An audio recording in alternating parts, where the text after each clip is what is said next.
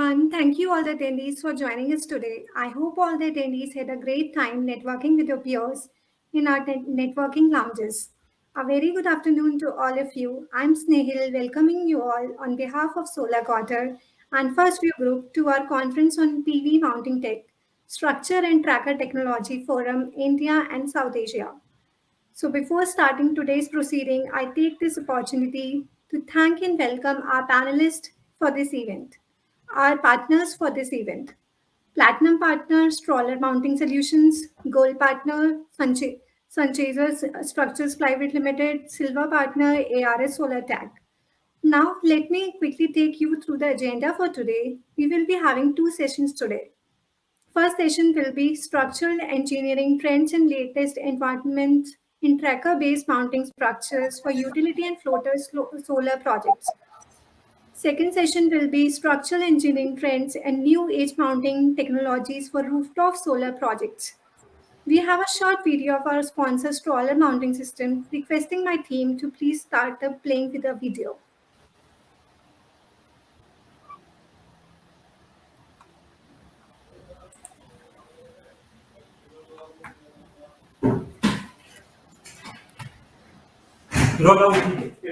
हाँ हाँ कर रहा है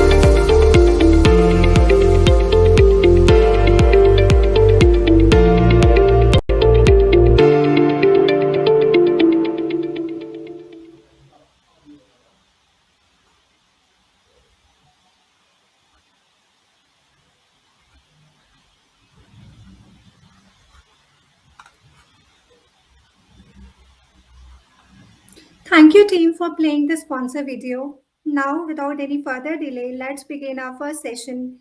And this session will be starting with a sponsor presentation by Mr. Chintan Patel, CTO, Sanjay Structures Private Limited. Welcome on screen, sir.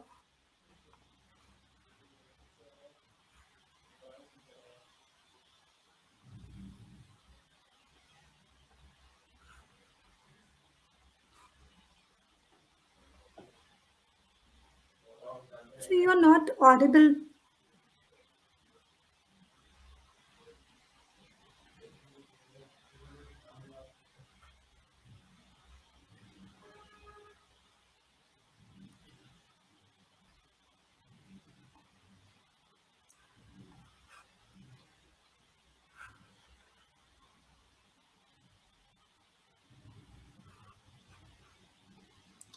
So can you try to speak now?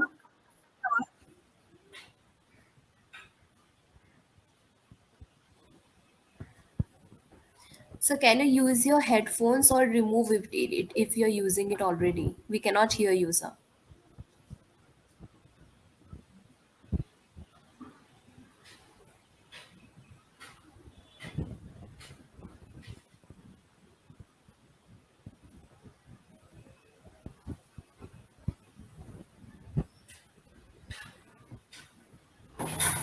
Now, am I audible now?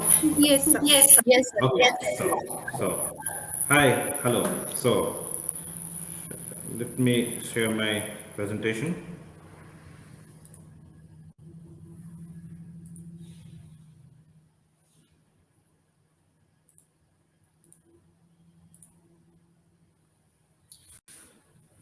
So, hello everybody. I'm Chintan Patel. I'm representing Sanjay Structures Private Limited, which is based at Rajkot, Gujarat.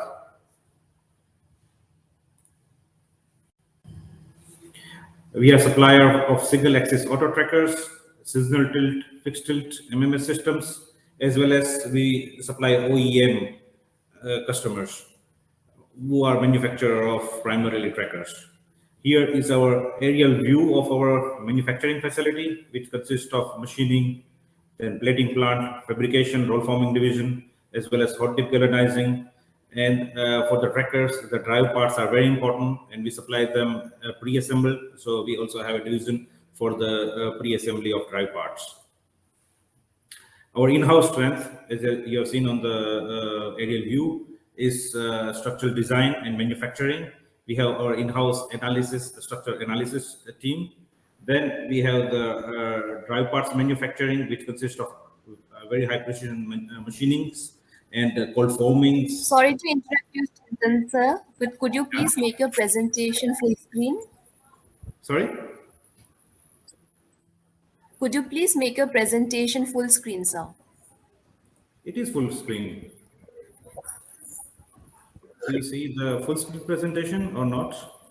No, sir. You can see it in, so we can see your presentation, but it's not in full mode screen, sir. I do the entire screen.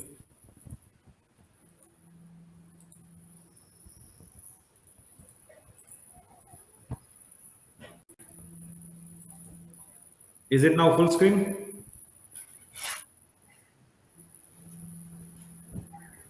Do you see the full screen presentation now? No, sir. Sir, you can continue with the presentation. All right. So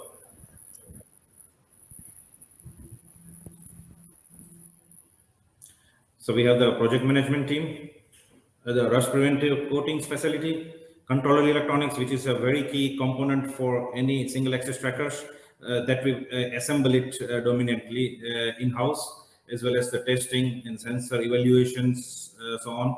The control algorithm, we write it ourselves because control algorithms are always the site specific, terrain specific, climate specific, as well as the module specific. That need to be continuously optimized when the customer's requirements or based on the addition of new features or the better use of the current features. As well as we have the very competitive project management team, which supports the customers on various fronts.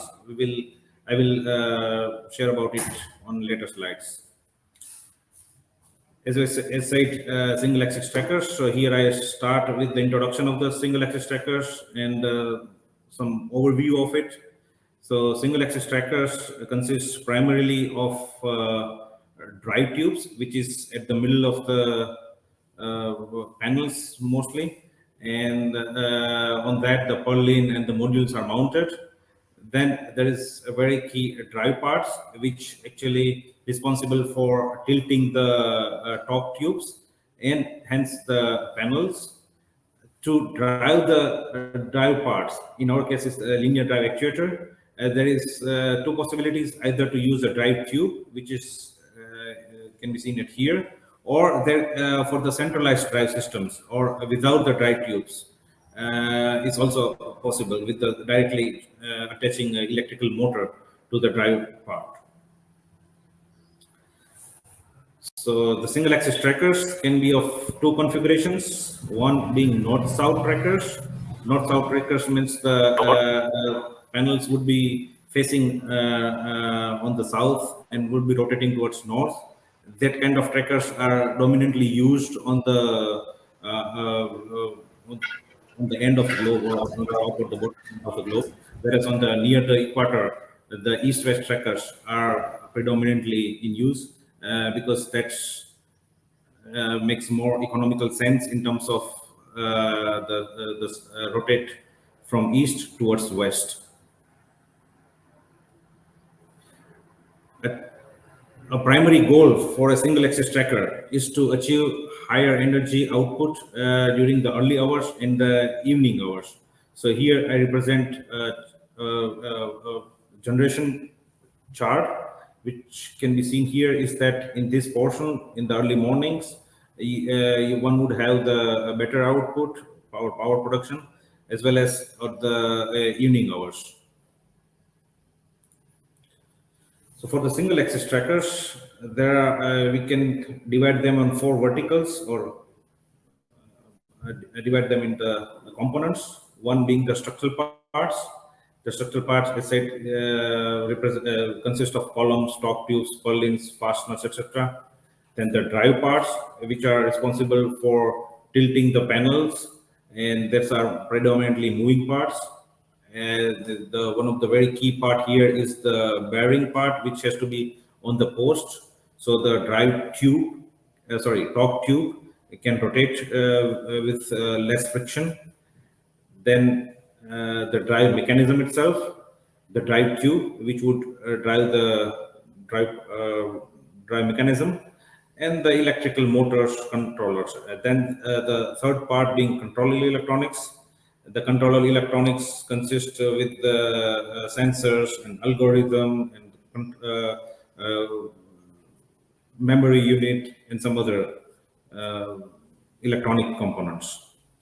The one of the most important part of a single axis tracker supply is a project management, because here on the single axis trackers involves technology and also a lot of responsibility. So the project management throughout the supply is a very key importance.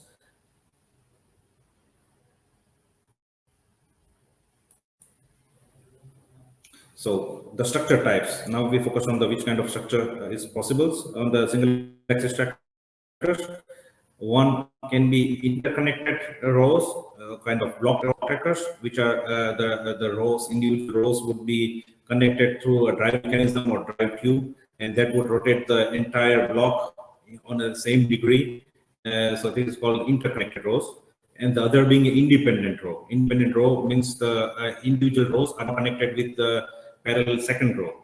The drive mechanism is throughout the length of the row. Now we come more specific towards the independent row, because independent rows are what we offer, and more are in the trend, or have also the more likely to be the potential.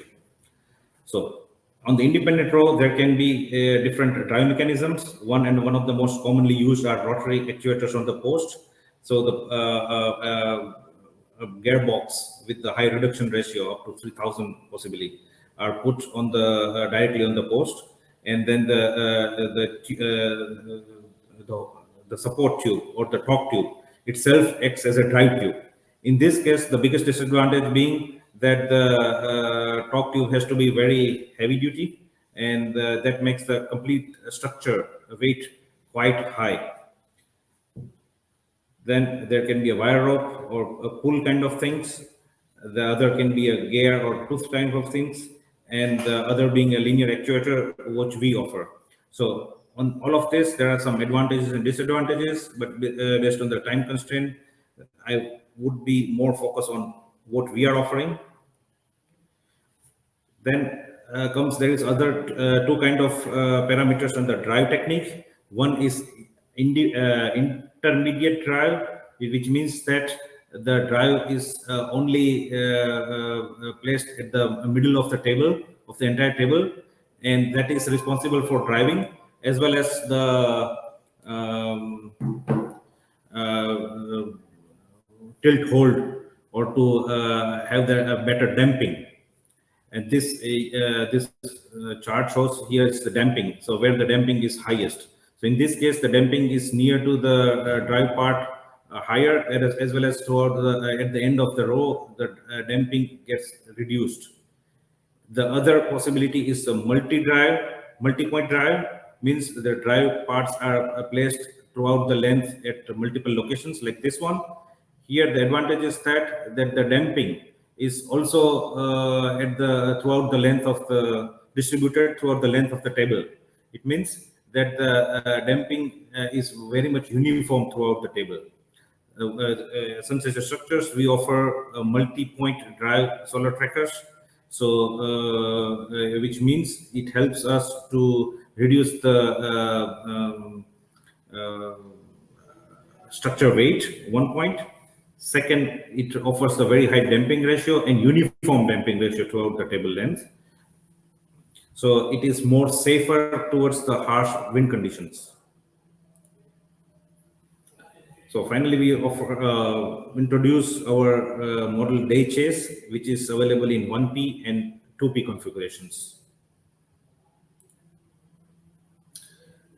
The general specification of our offerings are for the module types bifacial and all other commercially available modules. Tilt angles can be plus 60 to minus 60 degree, but optionally we also have the 50 to 50 degree. We guarantee that throughout the length of the table, there will be only plus or minus 2 degrees of variations. Ground coverage ratio, which is also a very important part of the tracker selection. So that we also offer very flexible, 30 to 60%. Or table length can be up to 150 meters in a single row. The corrosion is also a very critical point, and it is also getting more and more importance because the life expected for the entire project is getting increased. So our all supply can be fixed tilt MMS structures or the trackers. We are very specific for the supply on the corrosion categories, if it is C2 or C3 or C4.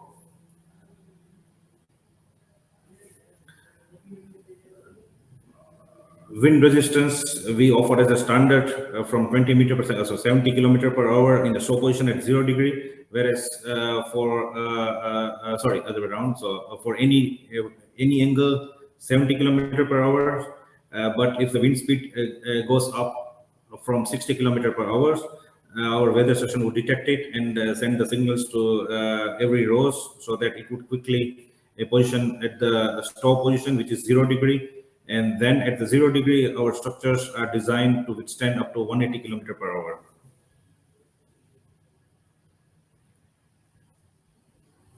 The control part is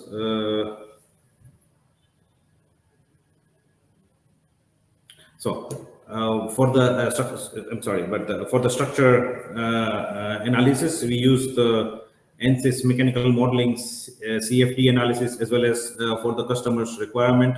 We also supply the stat reports. Our structures governs with the American codes as well as Indian code and Euro code. We have done quite a lot of tests for the life cycle, and we have proved that our bearings and the drive units, they work with the 1.5 times higher load for more than 50 years. Now the drive parameters, our all drive parts are IP55 grade. The relubrication of the drive actuators requires 2 years or optional as a 5 years, and which requires also very less man hours, only 50 hours per megawatt.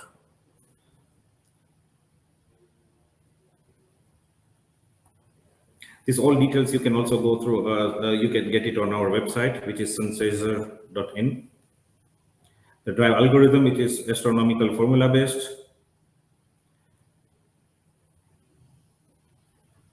On our control, we offer various active programs, which is backtracking, which is one of the very standard for every tracker supplier. Then we supply the light cloud and heavy cloud mode that helps to gain some energy or better energy when there is not the best weather for power plants. We offer the flexible layouting design. For our supply, one of the very key part is that we supply the pre-assembled parts on the site. For example, head bearing unit, drive actuator units, drive tube support unit. So our philosophy is to supply minimum number of articles on site, so that it becomes very easy and fail-safe for the EPCs to install. We offer very high or very longer guarantee and warranties, which is 15 years for all mechanical drive parts, whereas for controller is 5 years. Now, as I said about the controller is a very important part of the tracker. So some features of our supply is that it is a closed loop system. It's a self position it's connected with the weather stations. It has also the manual switch to bring the tracker on the slow position. We guarantee very high uptime, which is above 99%. The reason being it's an independent table-wise controller, means that every table works independently, irrespective of the master controller, functional or not, connected, or any connection glitch throughout the radio frequency. So, or the maintenance of individual tables, so the rest of the plant would be smoothly working. Of course, we use the very high quality of electronics parts and sensors. Economical, yes, because the controller we make it ourselves, it is very economical in the price.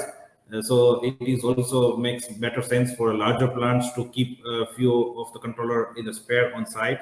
So in case of breakdown, because it is experienced that for the trackers, the mechanical parts hardly or very less frequently gets the maintenance, but the electronics is one of the major concern always. So it makes some sense also to keep some spare controller on the site, so that in case of breakdown, the local O&M can quickly replace the controller and kickstart that table.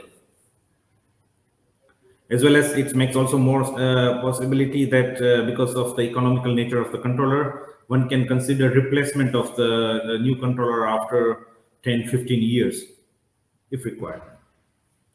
The maintenance also becomes more economical because it's our self-made and we guarantee to supply the spares until 25 years.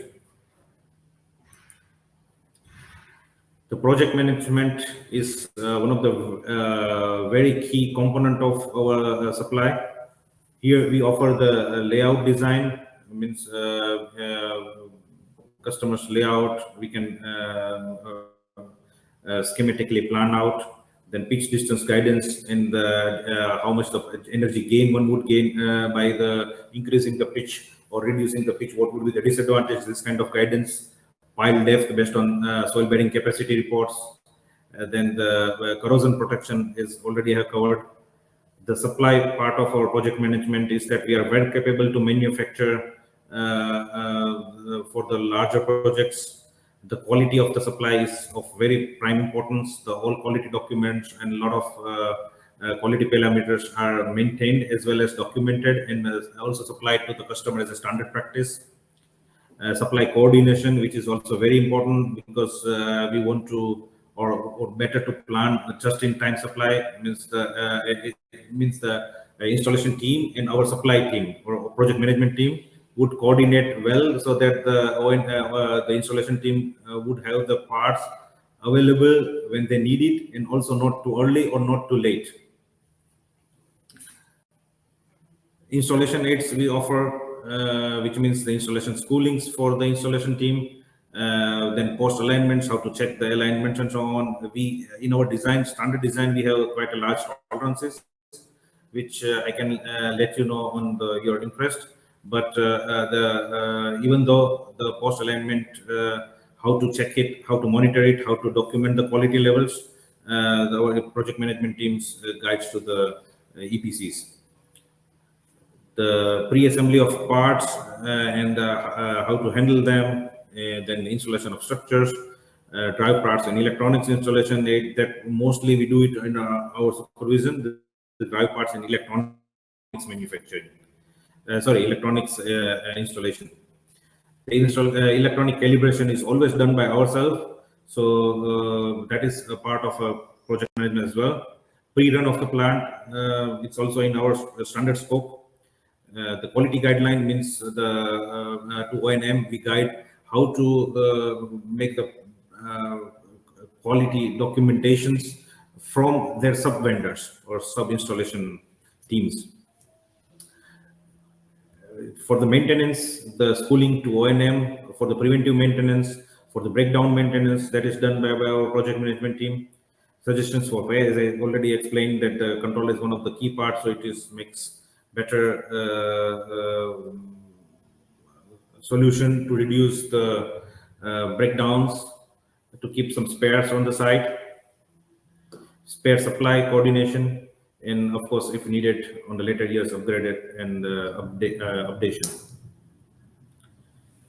So our quality, so our concept throughout our supply is guaranteed quality, sustainable goals. Means we want to use the latest technology, quick adaptation to the new changing technologies.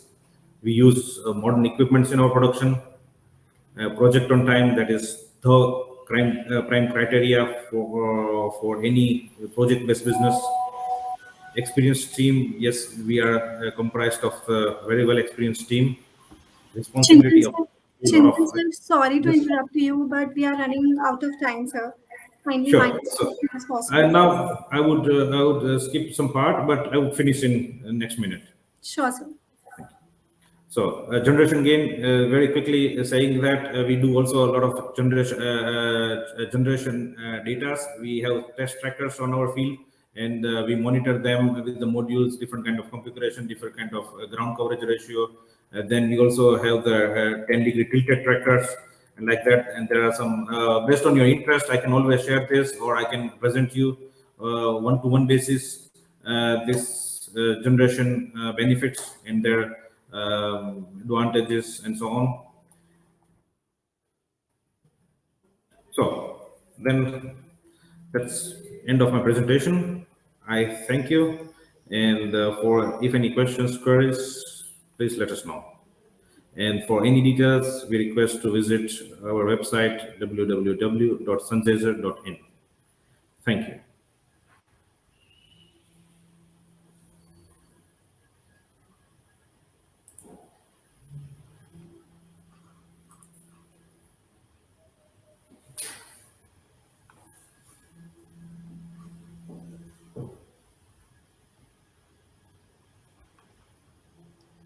Thank you, sir, for such an insightful presentation. Now it's time to begin with our much awaited panel discussion, which is in structural engineering trends and latest advancement in tracker based mounting structures for utility and floating solar projects. And to discuss this, we have in panel with us Mr. Sanjay Narula, Business Head, Hindustan Clean Energy Limited, who is the moderator of the session. Mr. Gautam Samanta, Head PV Technology, Juniper Green Energy Private Limited, Mr. Prerak Tikati, Category Lead Techno Commercial Adani Green Energy Limited, Mr. Johnny Kore, Head Structure and Design Renew Power, Mr. Sudhir Patel, Head Engineering Hero Future Energies, Mr. C. Chaudhary, CEO AMP Energy India, Mr. Andrew Giluhi, Head Trainer for APEC Region Trainer Solar. Mr. Chintan Patel, CTO, Sanchaser Structures. Now I welcome all the panelists on the screen and requesting Sanjay sir to lead the discussion. Yeah, good afternoon, everyone.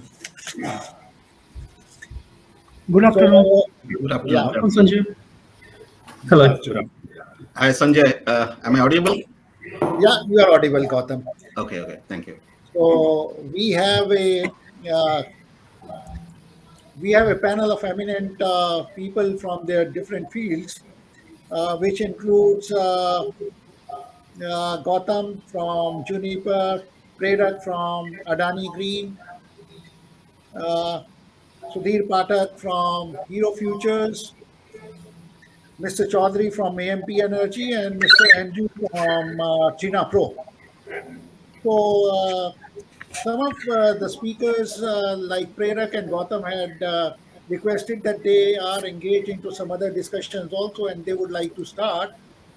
So I would like to start with Gautam as to Gautam, what perspective do you bring from a developer perspective? What kind of structures do you need? What kind of structures, whether trackers or fixed tilt or seasonal tilt, is what you are preferring these days? And how does it translate into energy yields with respect to each kind of structure?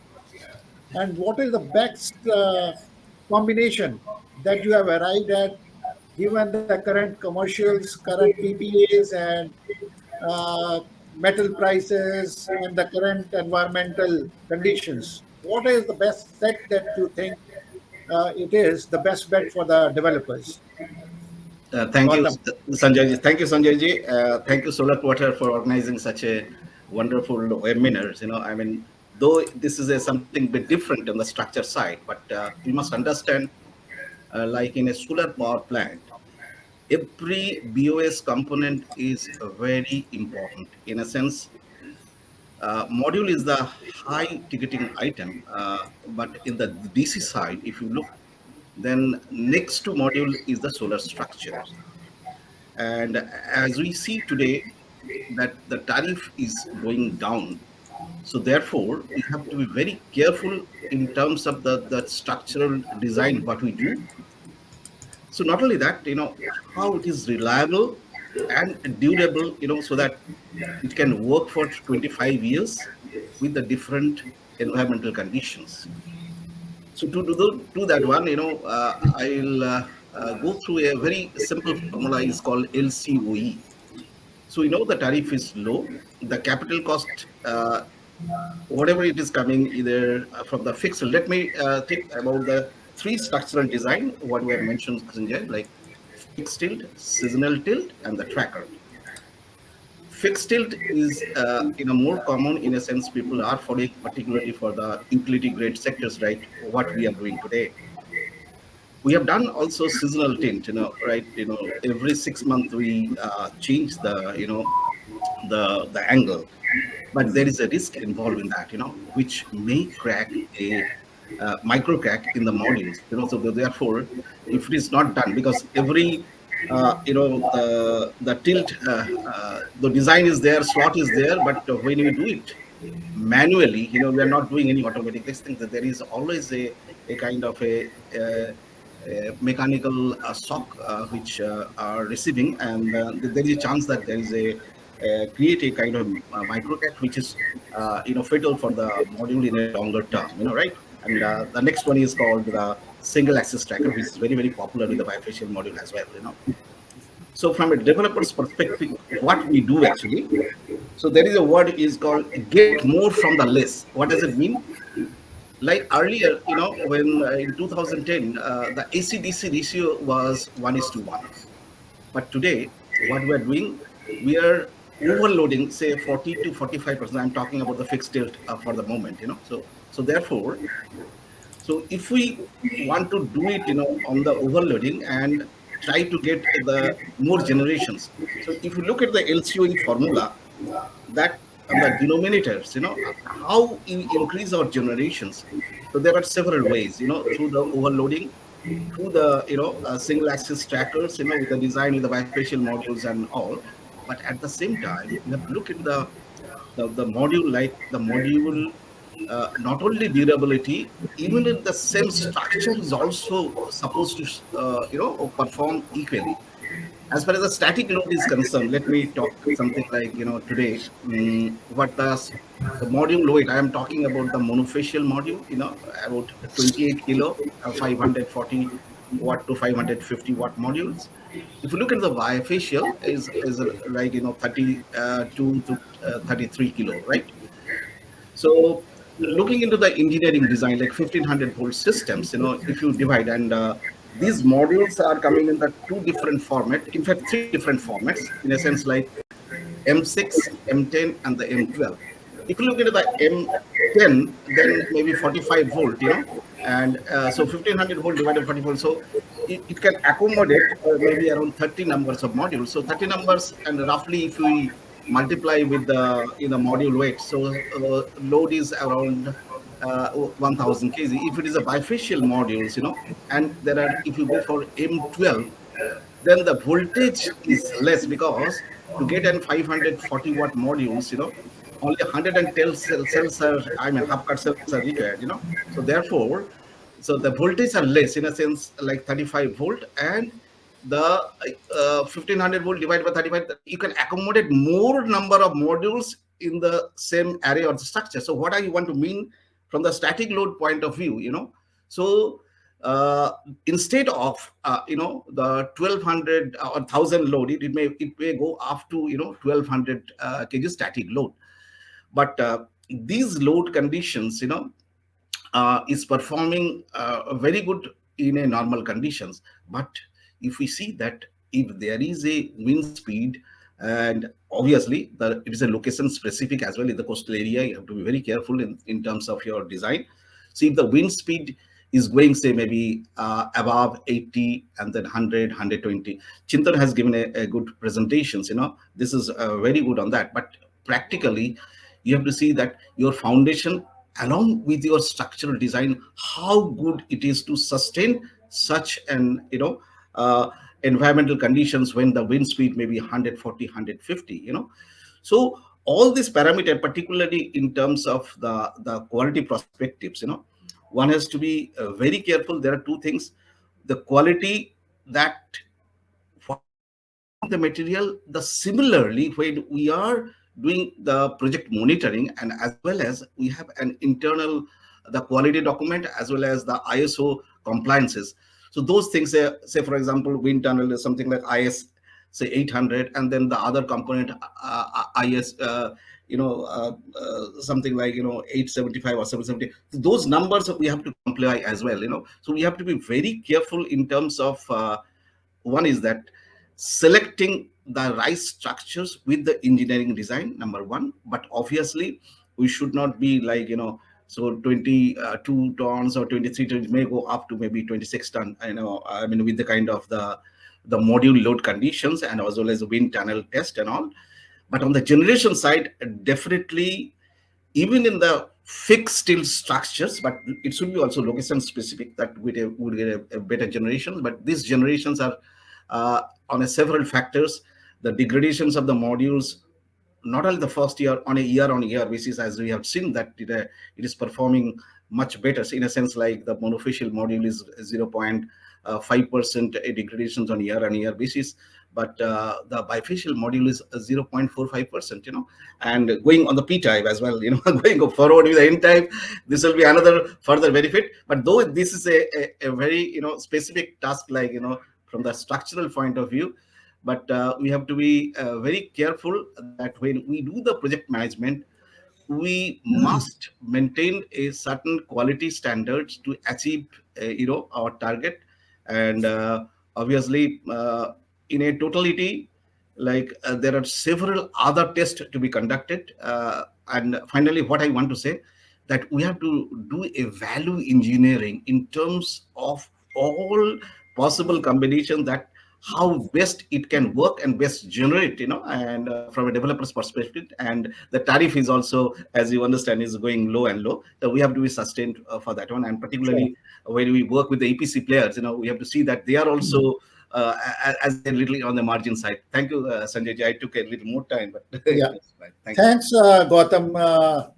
So that was a good starting point, and some of the key things that I learned and afresh was that seasonal tilt, while there is deployment, couple of people, couple of developers early on deployed seasonal tilt to get some advantage from the so-called partial tracking system.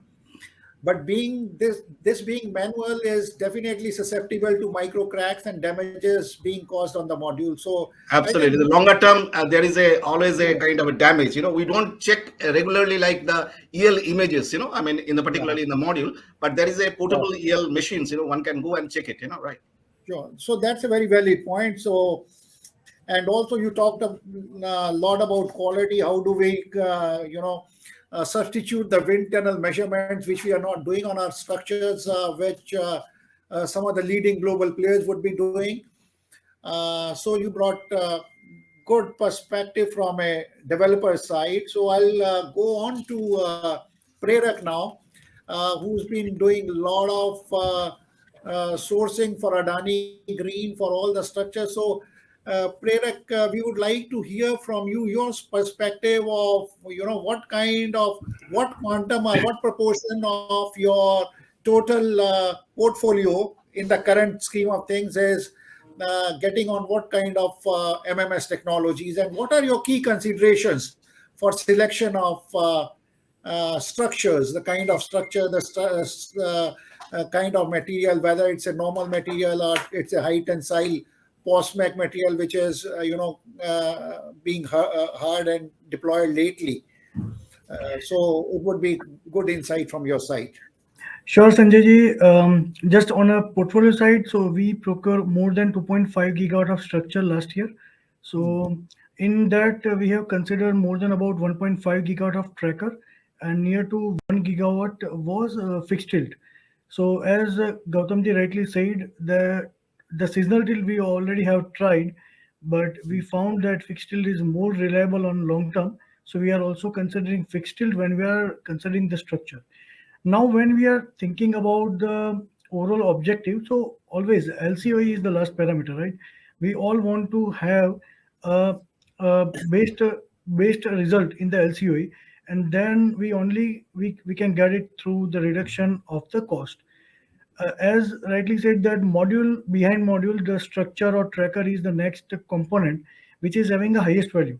And as I'm procuring both module and structure for Adani Green Energy, so can understand that the value engineering in structure and tracker we have heavily seen in last 3 years, where the structure weight was reduced drastically more than 50-60%, Yeah. and the same way in tracker also they have reduced the weight of more than 20%. Want to just give some insight on the part of module and structure. So basically, if we'll consider the quality of structure, we generally prefer the below ground level. We generally prefer hot dip galvanized structure with 80 micron coating on the regular corrosion zone. So because of the soil strata also, the column could not be corroded, and it will give a better impact and better life to the structure. Because if there is impact of corrosion on the column, due to soil or due to the impact of any corrosion due to the rainwater or anything, then it will impact on the overall stability of structure. So we are using the hot dip galvanized generally for with 80 micron for column. We also use that postmec material. So postmec is a combination of zinc, aluminum, and magnesium. So that specific postmec or equivalent is ZAM material, where Japanese have a ZAM product, ArcelorMittal is having their own product. So these type of product of ZAM combination of zinc, aluminum, magnesium that we are utilizing for column and superstructure both. When we are talking about the purlin, so generally we use the galvanum, Aluzinc galvanum 150 or 200. So this type of structure, the specific reason of choosing this structure are one, based on the reliability. Second is the overall experience of coating on this structure. Third point is that how easy and how lightweight we can design this structure. So based on these three parameters, we are generally selecting that which type of structure we can use for which component. When we are procuring the raw material, as everyone knows, the primary source we generally use to procure, so we can manage it rightly. Beyond that, to ensure the structure stability in the area of high wind speed zone, there are different ways which we are using, just like a wind fence to optimize the design.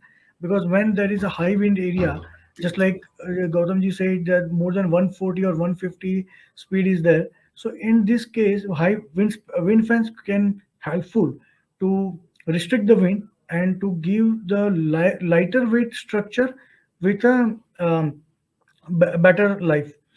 Another is the short and long length of stub and column. So just like a length of column, if we require to have a 1.5 or 2 meter column beyond the ground, we can use a small column below zero point 0.5 or zero point 0.7 meter, which is just holding it, but the above column which will really get the tensile stress that can be designed as per the requirement. So that could be a one to reduce the overall weight of the structure. Beyond that, we can have if we'll consider the tracker. So the current philosophy of tracker is saying that 1P arrangement of tracker with multi-lock system. So this multi-lock we are using because when there is a more than one or two lock, then there is in the load condition, when there is static and dynamic pressure on the, so in both the condition it can sustain well. And in the same way, we are using the exterior and interior tables not only for a tracker but also for a structure. So when we outer side boundary would be a little heavier, but inside could be a little lighter. So we can save some metric ton on that.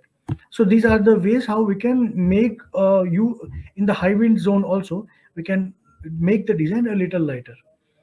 If we'll consider the single axis tracker, which is complex in compared to nature of mounting structure. So there are dual axis and single axis both the part, but dual axis generally used when there is a hilly area or when there is a shortage of land. So in because the length of dual axis is very short, and with less foundation it can be done. So we generally dual axis can be used on that part, but generally in widely utility scale people are preferring single axis tracker system where 1P and 2P both are very well used.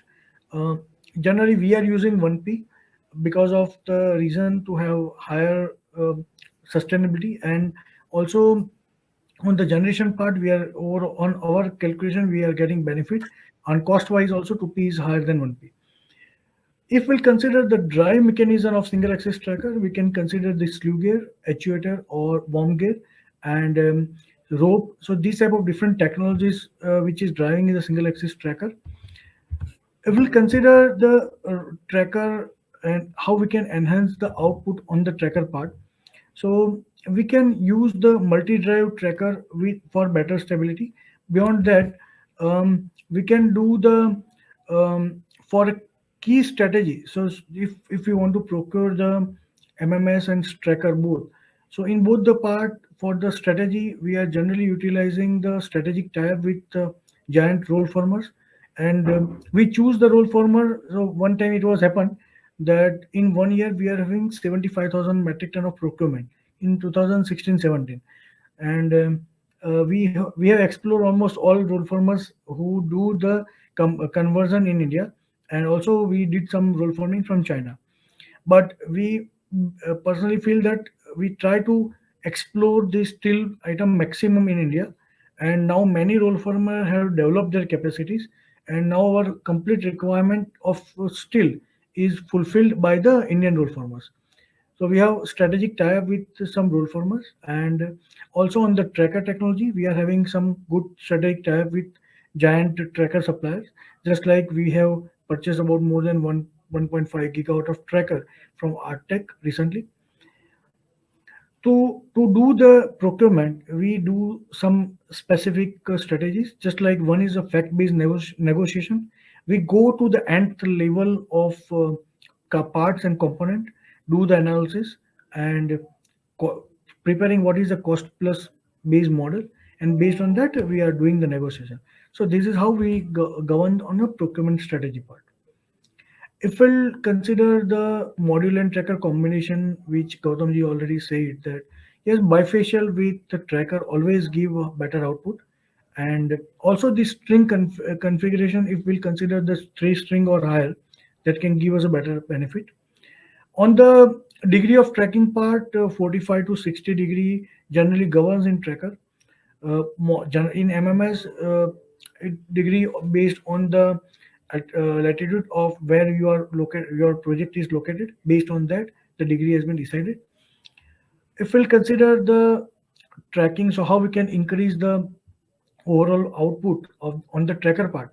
So let me say share with you that based on our experience, I can say that about 18% would be the difference if there is a tracker with bifacial or monoperk with the fixed tilt. But on this part, many different factors will govern on this. One is albedo, Another is a height of tracker. So if you are having higher height, it's not too much higher, but if zero point 0.9 to 1.2 meter height, it can give a good benefit in the generation. Second is a ground clear ratio, and also the backtracking and artificial intelligence. So also which can help us in the diffuse horizontal index, and how we can avoid the shading. So this part generally help to avoid the to increase the generation. If we'll consider the major warranty, so if we'll consider warranty, so in MMS we are getting 10 to 12 years warranty. Many of the developers are even not thinking about MMS in warranty. But the key concern is that a major raw material supplier is giving 10 to 12 years. Some suppliers like Postmec is giving 25 years of warranty, but that warranty is one-sided. So if you'll read the clause, then the warranty of the structure is non-transferable. It cannot be assigned to any other person, and if you cut it, then it lose its value.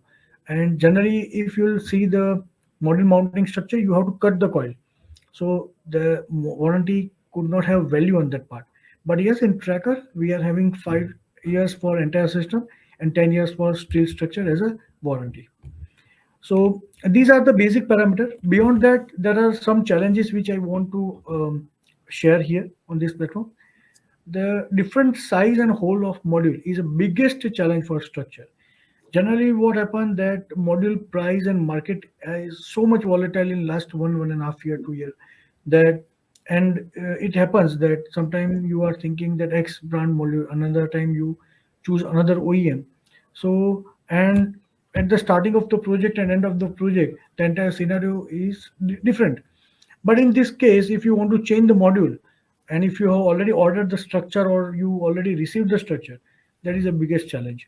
Yeah, ARMN and some other companies are also trying to get some clip, but that cannot give 100% support and solution because of the size of the modules. Another is the change in the land profile. So as the land profile change, the interior exterior also change, and all know that the in India, to get the land and develop the project is the biggest challenge for major developers in India today. So that also impact this overall scenario. Changes in the soil data also impact rock and sand dunes and all, and reliability of product. Like a floating is also one type of structure which is emerged technology right now. So the reliability of product in floating is a challenge, and also the O&M part for the tracker-like structure. So this is all from my side, and this is my brief to structure. Thanks, Prerak.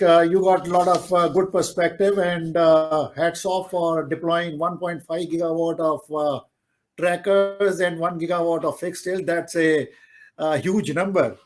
Thank you, sir. And you also shared that you have been using Postmec as well as ZAM products lately. So you have got a wider umbrella of different kind of steels being used, CRC being used. Yes, And actually, Sanjay, I want to share that when we have purchased the tracker of 105 megawatt in India with Next Tracker, I think that was the biggest tracker at that time, because 105 megawatt was beyond thinking. And the ZAM product also, for in 2016-17 we have purchased a first order with 10,000 metric ton. So that was also a good milestone. yeah. I think one of the key points that you shared was standardization. I also feel very strongly that given the wafer sizes and the cell sizes which have been changing so much in the last few years, and we don't see a standardization happening soon in the near future. But eventually there will have to be some standardization happening on the module, wafer sizes, cell sizes, and also the hole sizes on the modules, Right. so that there's more of flexibility in adopting and absorbing the different modules in the same structure. So I think at some point of time it will try to happen, and this is where I would like to invite Andrew, who comes from a module as well as the tracker manufacturer now. And also another question that Andrew, I would like you to address is that many people and developers have been actually weighing the choices between deploying additional modules instead of single axis tracker to give you the same kind of energy yield, given the price and tracker commercials, and also that tracker would involve certain maintenance expenses over and over again for its lifetime. So how would you see that as a balance? Means whether deploying a higher number of modules is a better bet or going for single axis tracker given the current commercial scenario. Over to you, Andrew. Thank you, Sanjay. Pleasure to be with you all. Thank you to our friends at Solar Quarter for another fantastic event. Joining you from sunny Melbourne in Australia. Thank you to all my co-panelists as well for such a stimulating debate. Some fantastic points there made by Chintan, by Gautam, and by Purak. So hopefully I can elaborate further. And this point you raised, Sanjay, is it's been part of our core go-to-market in India for trackers. So I've been in the solar industry for almost 15 years and either designing or selling single axis trackers for 10 of those. So for instance, when I first moved to Australia 10 years ago, I was at SunPower and we were developing, 1 megawatt was mind blowing in the middle of the desert in Australia on tilted single axis trackers, where, the modules were, I don't know, maybe back then, $4 or $5 a watt. And so really, you needed to turbocharge every last kilowatt hour out of the modules to really get the highest utilization and lowest cost of energy. And the cost proportion of the trackers kind of paled into insignificance. And then, so it was kind of second nature to go with tracking, especially where you weren't constrained on land. Then obviously as the companies in China came on board, particularly including the one that I work for, Trina Solar, and the upstream polysilicon manufacturers got to scale. Obviously, we're all aware that the price of silicon plummeted. Modules decreased by about 80% in 5 years, which was a very precipitous decline. And then all of a sudden, as the modules got cheaper down to, let's say 17, 18, 19 cents, it kind of made sense to potentially move away from tracking. And I think, as Gautam alluded to, really going to a high overdrive of up to 150% and just whacking in more modules on fixed structures, because the module price had come down so much. Now we're seeing something interesting now where the tracker prices have been declining, not as market as the module pricing, granted, but they have been coming down considerably year on year as the industry is maturing and getting to scale. So that certainly helps. Meanwhile, we've seen a bounce in the module price, from that sort of 18, 19, 20 cents up to almost 30 cents or just under. And so an interesting juxtaposition now has occurred where we're seeing now actually, well, if you're a developer and the conversation or the end goal is about energy, right, and gigawatt hours per year and not megawatts of capacity, then really if we shift the conversation on its head and we say, well, actually we can make the same energy with a tracker system that's 20% lower capacity. So you keep the same AC capacity, but you have fewer megawatts connected to those that AC switchgear. And you get the same energy, but with 20% fewer modules, steel structures, balance the system to not only procure, but also to ship and to install. We've seen shipping prices rising, unprecedented increases. It used to cost, I think, $1,500 to ship a 40-foot container to Melbourne, and it spiked at $10,000 late last year. And so, anything that can avoid 20% of the high module cost, the shipping cost, and then fewer parts to install, we kind of spin that historical perception of trackers being more expensive on its head, because you get the same energy, but with 20% fewer megawatts. We've seen where we've run the numbers in India, where we've done the PV-SIS modeling and even accounting for the cost of land, 40,000 Indian rupee per acre per year,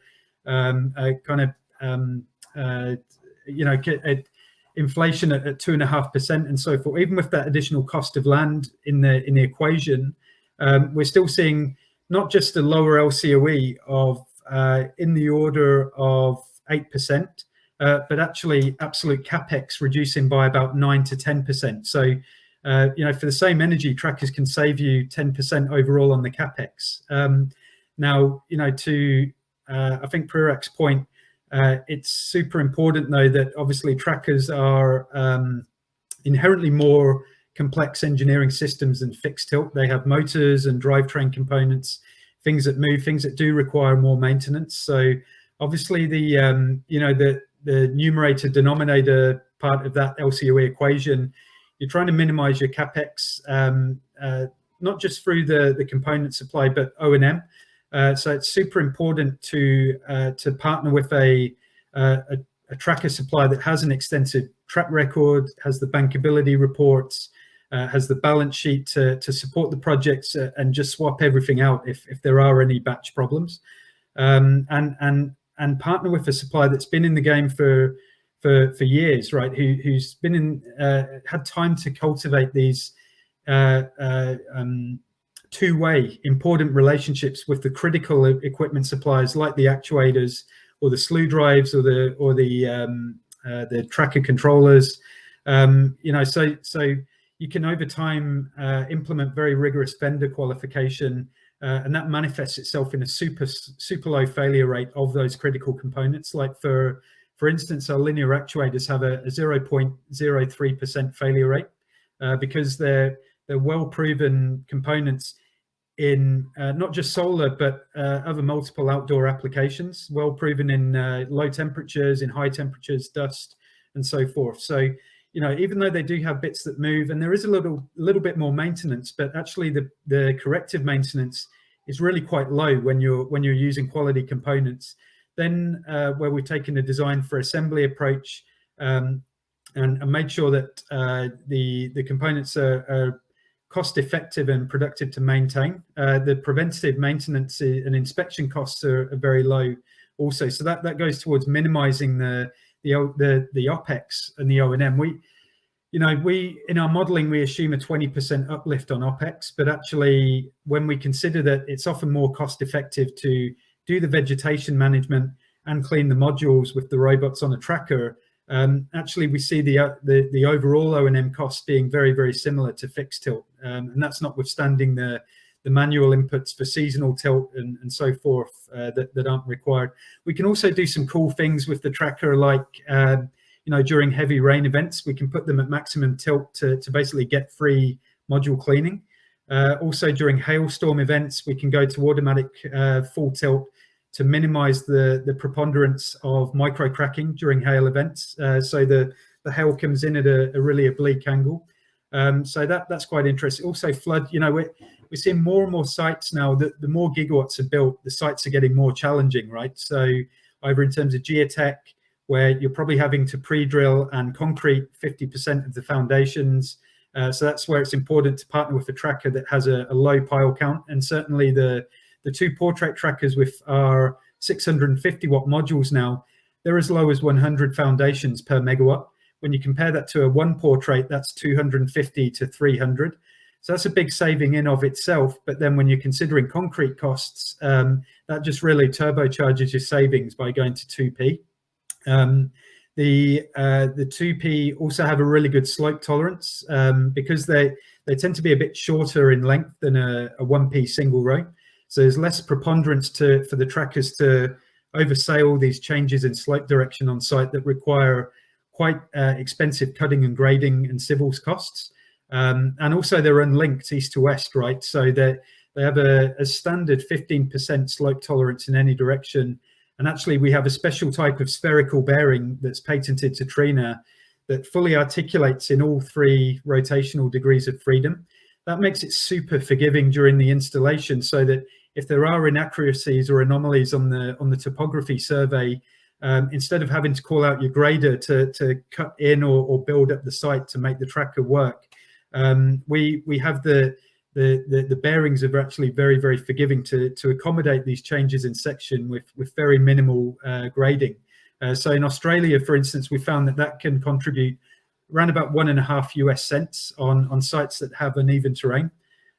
So it's, you know, it's all it all goes towards partnering with the right technology that minimizes your O&M OPEX, maximizes minimizes your, obviously having a competitive supply price, but minimizes your construction risk on site through reducing the number of foundations and having an increased slope tolerance as well.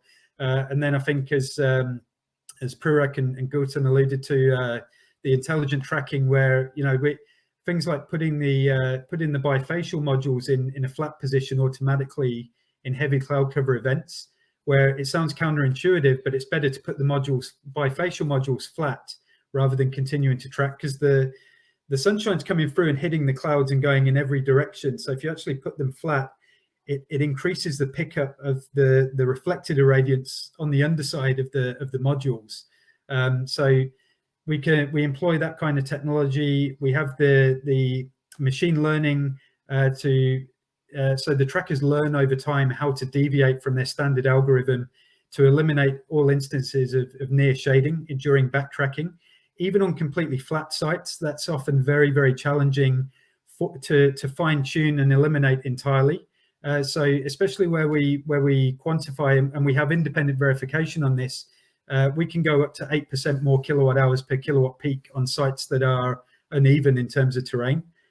So, you know, we can employ some pretty cutting edge technology on the trackers. Going back to the component cost, you know, as Purek alluded to, you know, it's almost like Formula One level of sophistication in the wind tunnel testing. As tariffs have dropped, it's caused the manufacturers to be more rigorous in their value engineering and really optimize and minimize the amount of steel, but it's still going to be structurally adequate in all manner of operating environments, including under second order dynamic effects like resonance and flutter and so forth, which is important as the modules have got 20% longer.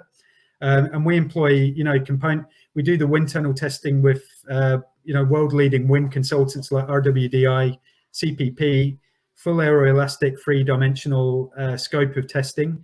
We get the coefficients from that, and we can take that down to an individual component level. So, for instance, it told us that the torque tubes needed to go from, on the 2P, from 150 to 170, and still have that required second moment inertia torsional stiffness.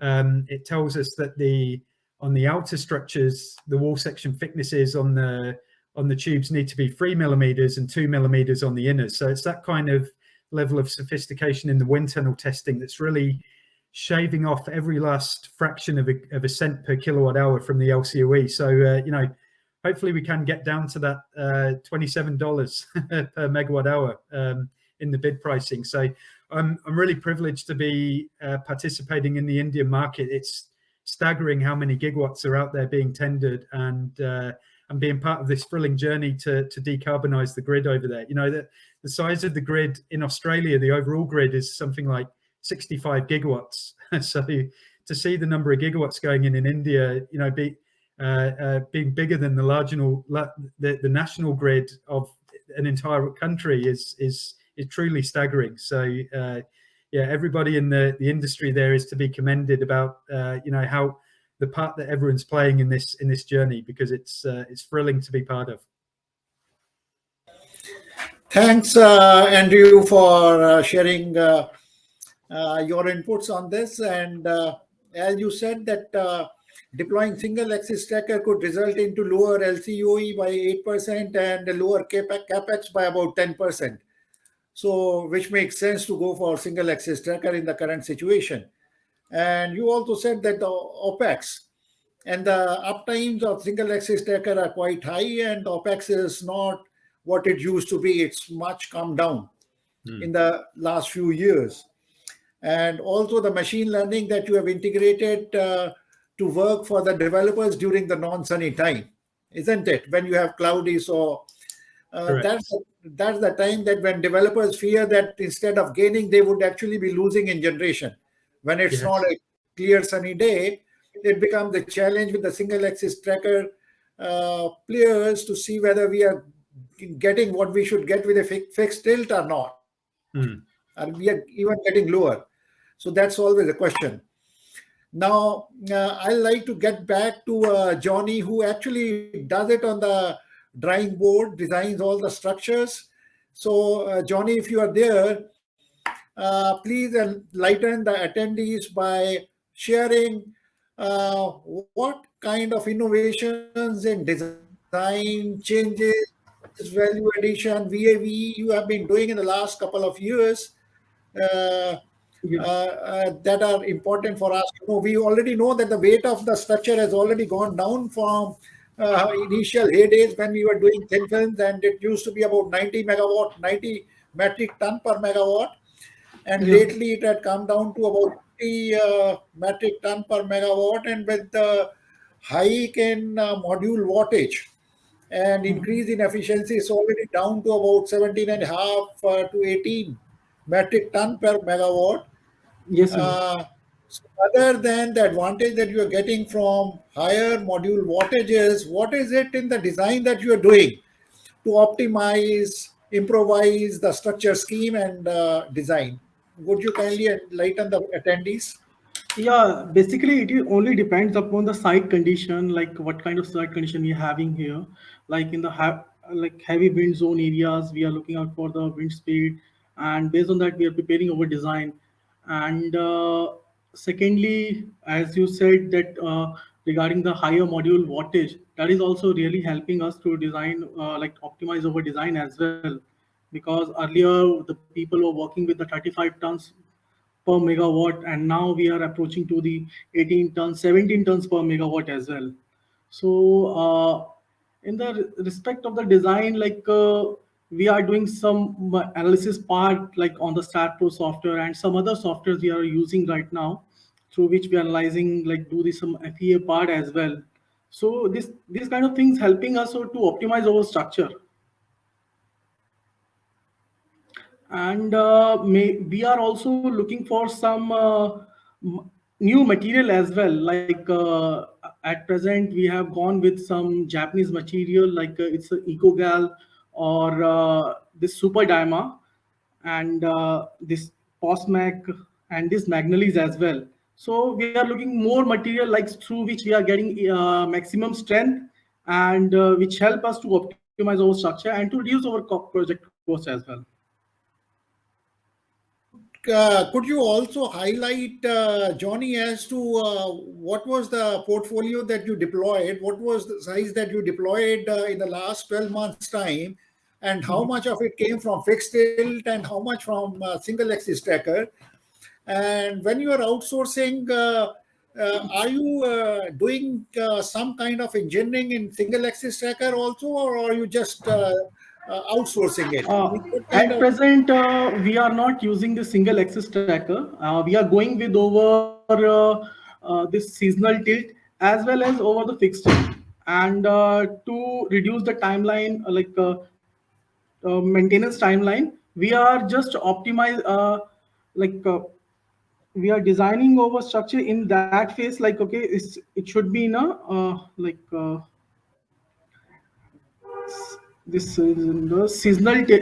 This should be in the like a single axis tracker. Single axis tracker we are not using.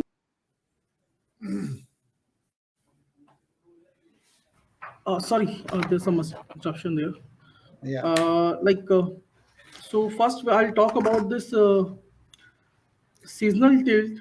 Like earlier we were facing some problem in the, like during the maintenance work, over people are observing that they are facing a lot of difficulty because now our table size are moving to the 30 row 2 by 30 tables, or 2 by 40, 2 by 60. So it will be difficult for them to maintain on the this seasonal tilt. So now people are moving with the this fixed tilt with the maximum generation on this this 555 555 watt peak module and the 455 watt peak modules.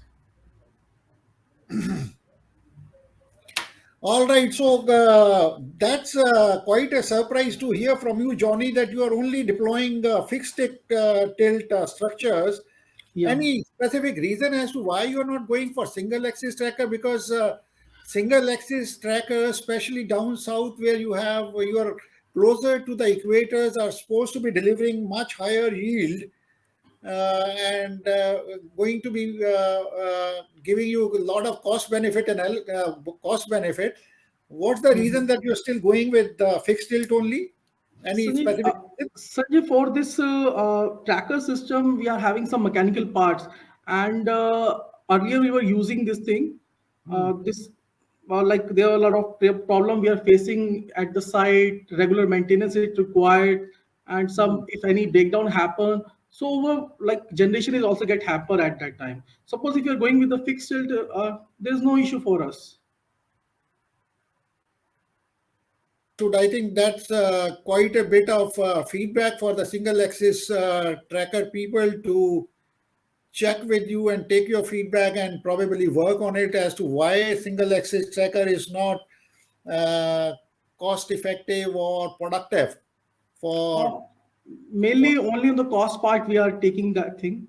Okay, the cost like if you see that earlier it was we are getting at 7 rupees per watt peak, 6 rupees per watt peak, and we are getting at a structure right now it is 3 rupees, 2 rupees per watt peak. All right, thanks, Johnny. Thanks for your Yeah, perspective. Sanjay, one more point I'll also add here, like to all the people in the industry, like generally people are procuring the structure, we have installed but major part is that during the O&M stage, people are not monitoring the structural part. Because of this thing, like I have seen in the past, some of the structure, pre-gal structure get failed at the site. I don't know like what is the reason there, uh, but people should monitor their structure as well on the regular intervals. So there must be some third party rechecking will be there. So I think it will be good for all of us, like to the people in the industry. Sure, I think that brings us to a very pertinent question wherein people are doubtful whether the structure would really last for 25 years or not, especially with respect to the corrosion resistance. Yes. Corrosion resistance, because the life of hot dip galvanized or galvanized structure uh, would not for sure be 25 years. So it will start to corrode much earlier. So what is the prevention that can be deployed so that it lasts for 25 years? So that's the reason why I'm asking for the health monitoring of the structure as well. Like generally we are doing monitoring for our module as well and inverter also. So people forget about the structure here. Absolutely. The fasteners are clogging, they're getting jammed, and you're getting rusty structures, but they're underneath, so nobody is monitoring. I think that's a valid point that it's good to prevent the deterioration and corrosion ahead of time. Observe it, and if you want to, you have to paint the structures if required, so that they don't start to corrode and give away. Yes. Thanks a lot, Johnny, for Thank you, your Sanjay. perspective. I would like to invite Mr. Chaudhary from M Plus to give his perspective. I believe M Plus is primarily into a lot into rooftop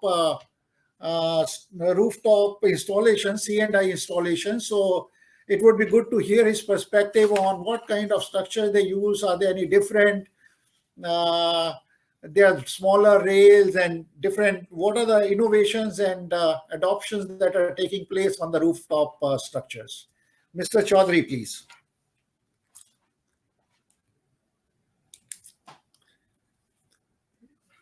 Do we have Mr. Chaudhary there?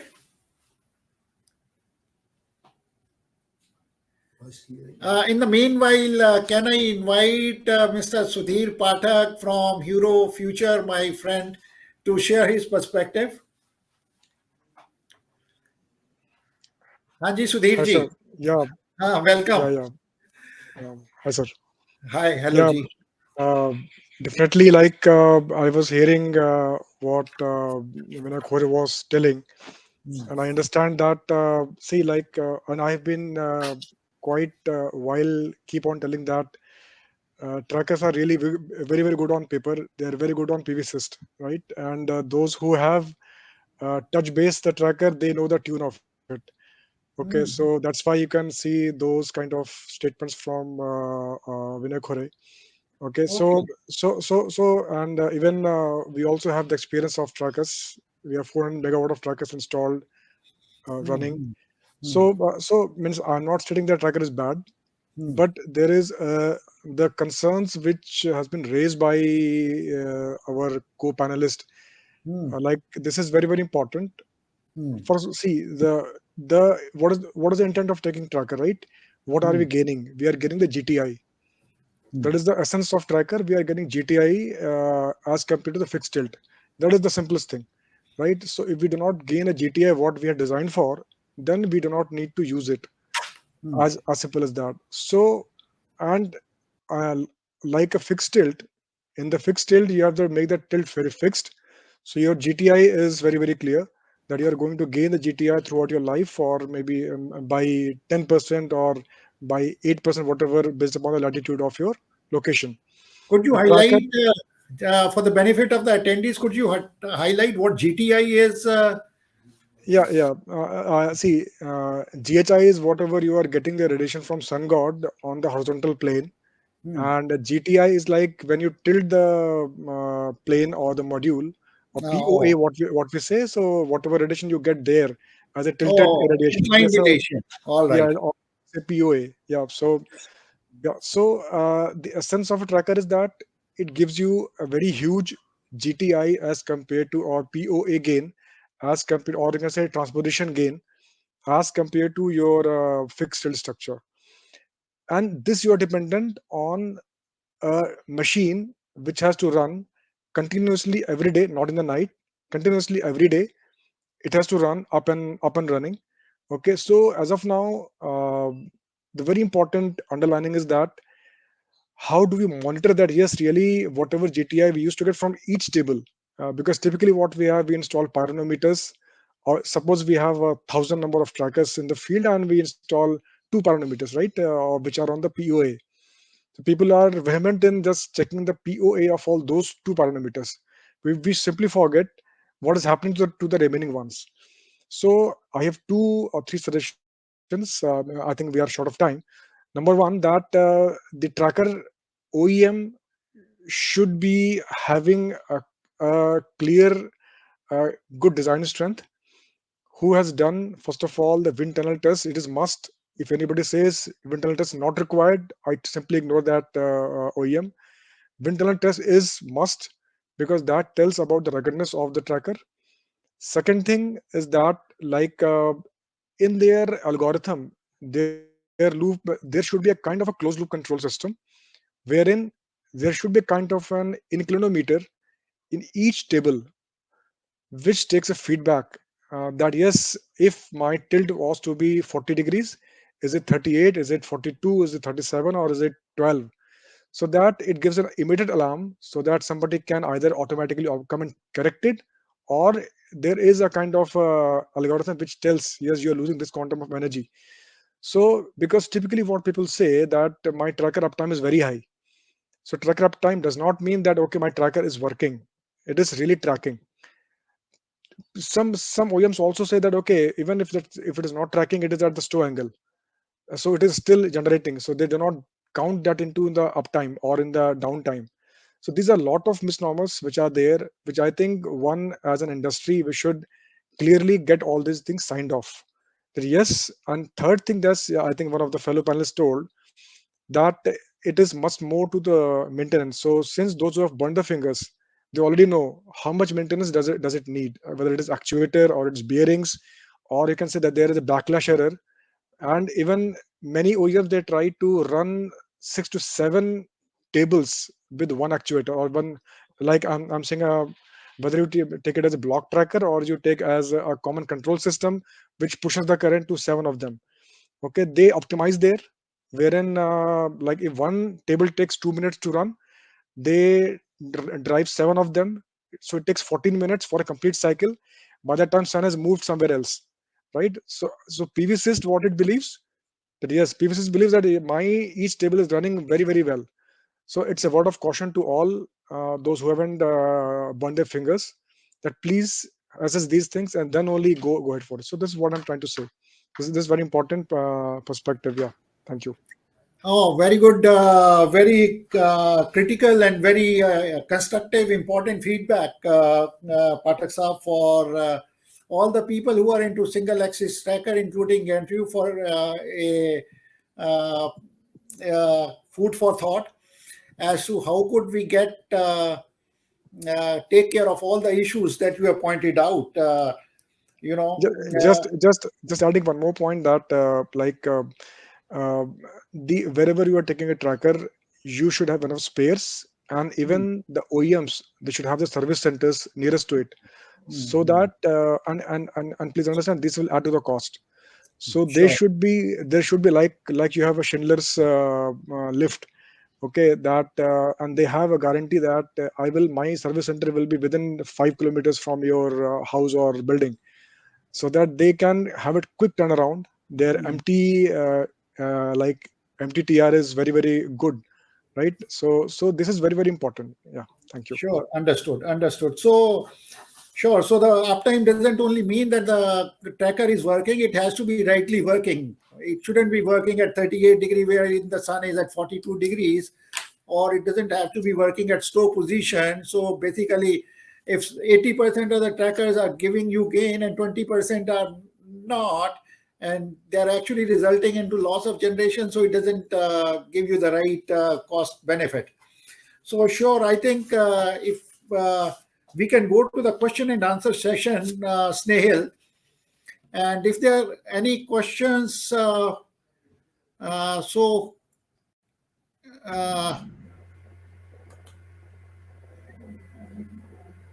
we can take the questions. So for projects like Yes, area sir, risk, we have questions.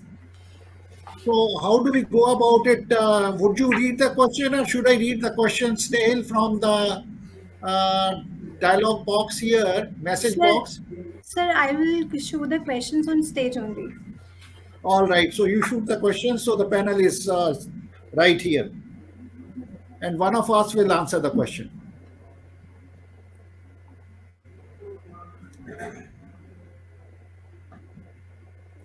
So that's the question. Will bifacial with tracker work to improve LCOE generation for India? Will bifacial with tracker work to improve LCOE generation for India? So, Mr. Patak, would you please take this?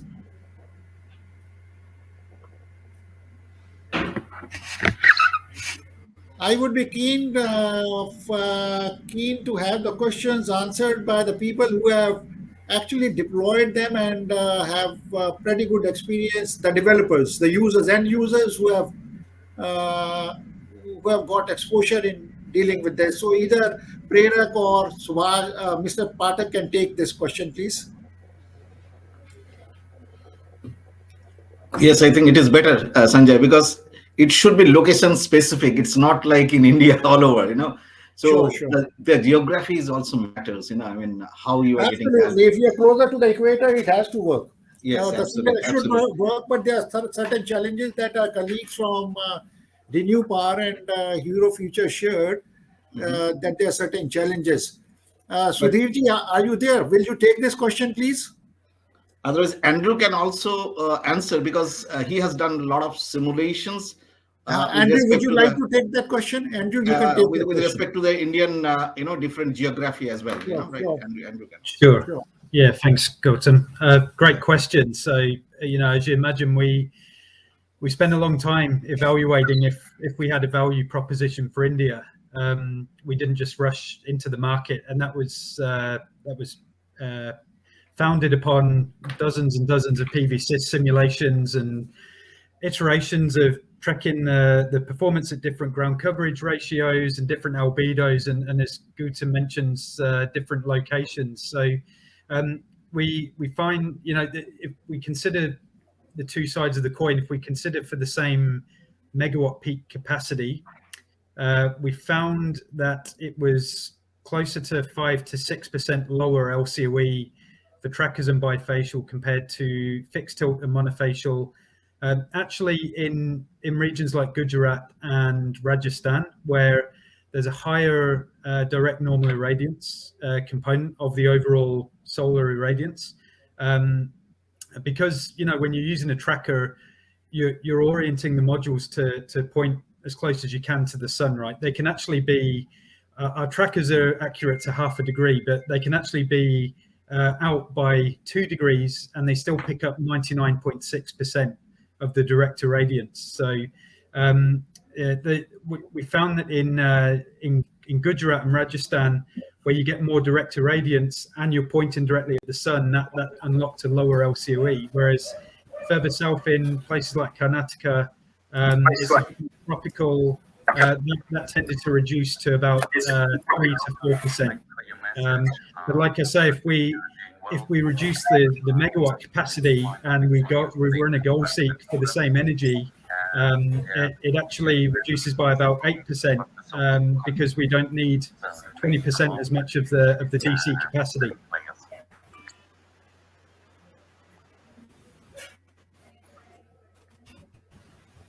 All right, thanks, Andrew. Can we take the next question, Snehal? Over to you, Gautam. This for you.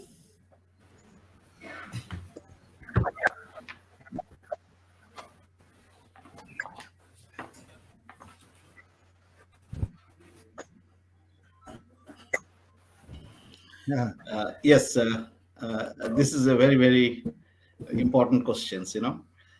Solar modules are. Can I have once more? The question. Snehal. Yeah, he's basically saying that the micro cracks is not a challenge because we have seen people walking on the modules and this. So micro cracks due to seasonal tilt is an overstatement. Means it wouldn't happen. Yeah, No. You see, I can tell you, this silicon is very, very brittle, as almost like a glass, the material is, right? So that if you see that the thickness of the wafer and the solar cells, something like less than 200 microns. So in millimeter is less than 0.2 millimeters. So therefore, when it is laminated, this is fine. I'm talking about the monofacial, design of the modules. And if it is bifacial, a little bit, the better in terms of the mechanical stability. But when people are dancing over it, what does it happen basically, right? Or during the wind speed, say something like 140 kilometers per hour, what happens as there are mounting holes. The modules are mounted on the 4 different, mounting holes. This is fine. But when it is moving, it creates a kind of a resonance. You understand what I mean by resonance? So that means it is acting almost like a cantilever. If you look into there are 4 points which is holding the, the modules, but it makes some sort of a, a kind of uneven pressures, and sometimes it's a kind of a resonance as well. So therefore, it creates a lot of micro cracks, which may not be sometimes visible immediately, but it may be if you look into through EL inspections, particularly in there are 2 types of ELs, but mostly in India. There's a portable EL on the night time, but there is also EL available on the daytime. But those are costly. But anyway, one can check on a string level on a table in the night time. Yes, it is created a lot of micro cracks inside. And what will happen? Ultimately, there will be a kind of a snail trail, or maybe in a longer run, there will be a separations of the cell, broken cell. So what does it mean? If my module, say with the M10 or M6 format 13 ampere current, So depending on the the crack positions, it may get low down in terms of less than maybe 9 ampere, or maybe 8 ampere or all. So what does it mean? As the cells are connected in the series in the module, so therefore in the string level also, so this will lead by the low current multiplied by your the voltage. So that means the overall power will be much lower in a longer run, and therefore in future, so particularly for the monofacial modules, uh, the life of the modules what we expected through the different IEC test as well as rigorous accelerated test, like more than 25 years. Nowadays it is going to be 30 years or so. So it will be a early failure. So in the quality, what we call a infant failure, a midterm failure, or a long term failure. So this will be an infant early failure if this kind of dancing or any kind of a natural calamities happens. So in a nutshell, this is like this. So one should not do that one in dancing in the module, either in the rooftop or maybe in the structures. Absolutely. Sure, and I would like to add that as a part of good practice, there are Yeah, certain things, there are certain best practices which need to be adopted. Now, sure. microcracks is something that you cannot see unless you do a electroluminescence testing, Correct. right? And the effect on see if you're doing it, and few modules generate micro cracks, you might not be able to easily detect the effect, identify the loss in output, because it might not be as much as compared to the total installation. Correct. But But nowadays there is string inverters, so there is a uh, smart, what you call a smart inverter. So it is possible. But those old absolutely. installations with the central But inverter is not possible. yes, sure. Absolutely. No, Yeah. but what I'm saying is the loss that would start to happen, it would perpetually happen for 25 years. True. Whatever be the smaller loss, it has to be avoided. So it's good that we follow those good practices, and each modules have to be handled like very safely. Absolutely. They I have appreciate your point, because basically these are O&M practices. Somebody has to be do's and don'ts, follow those practices in the particular absolutely, O&M. absolutely. Absolutely. So, Thank you. are there any more questions, or we close this? We don't have much time left now, Snehal. What do you say? Yes, sir. So we are running short of time, so we'll close this Q&A. All right. Thank you very much. I convey my thanks to all the speakers and Solar Quarter team for organizing this.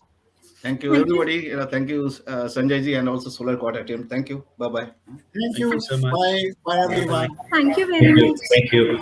to our esteemed panelists for this wonderful session, and a very special thanks to Sanjay sir for superbly managing the session. You were impressively well prepared and extremely professional. Thank you, Thank sir. you. Thank you. Thanks, Sanjay.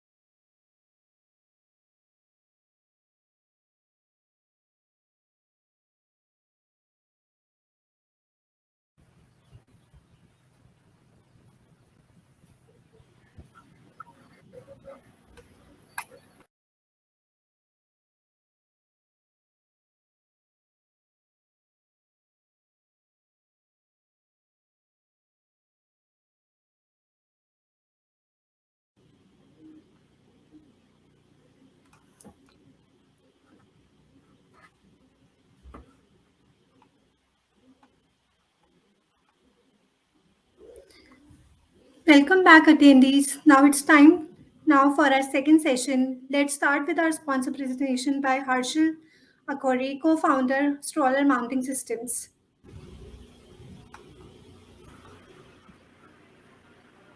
Welcome on screen, sir. Hi.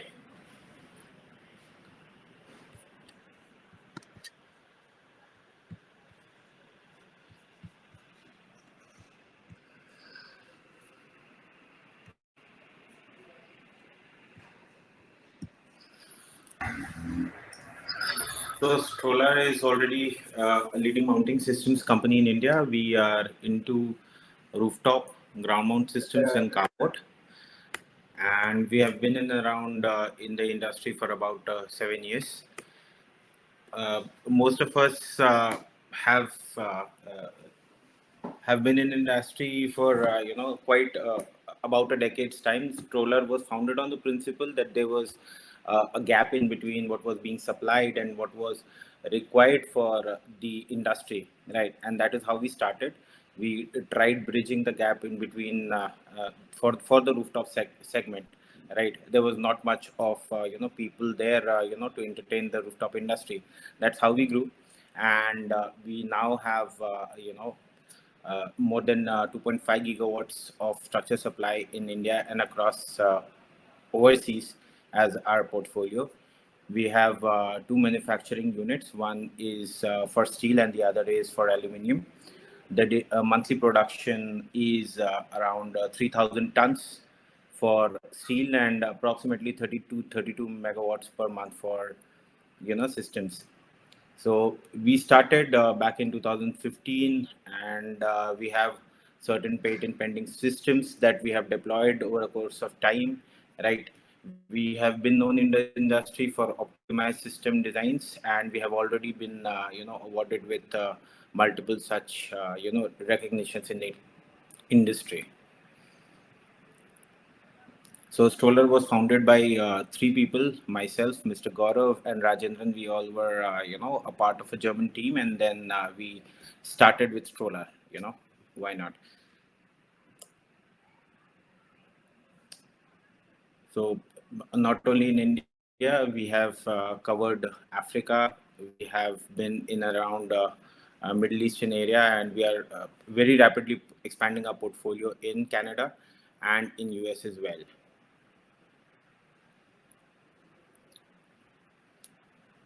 So this is stage wise. We have started with a lot of things. We've done the first tilted system requirements that was done for Amplas Solar long back.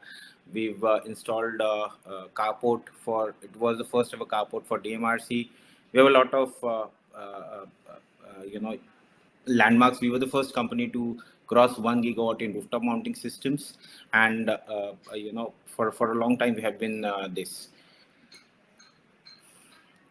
We have almost everything except for floating and trackers. We have almost everything under our belt, and we have been supplying it, since really long. These are our product offerings: your industrial sheds, your flat roof, your ground mounts, and your carports. Right. So we solved the problem for rooftop, which was industrial and flat roof. We are not aware that carport is also an issue. When we started out with carports, the tonnage was somewhere around 150 tons a megawatt, right? Because the designs that were being utilized here in India were, from what was being deployed overseas.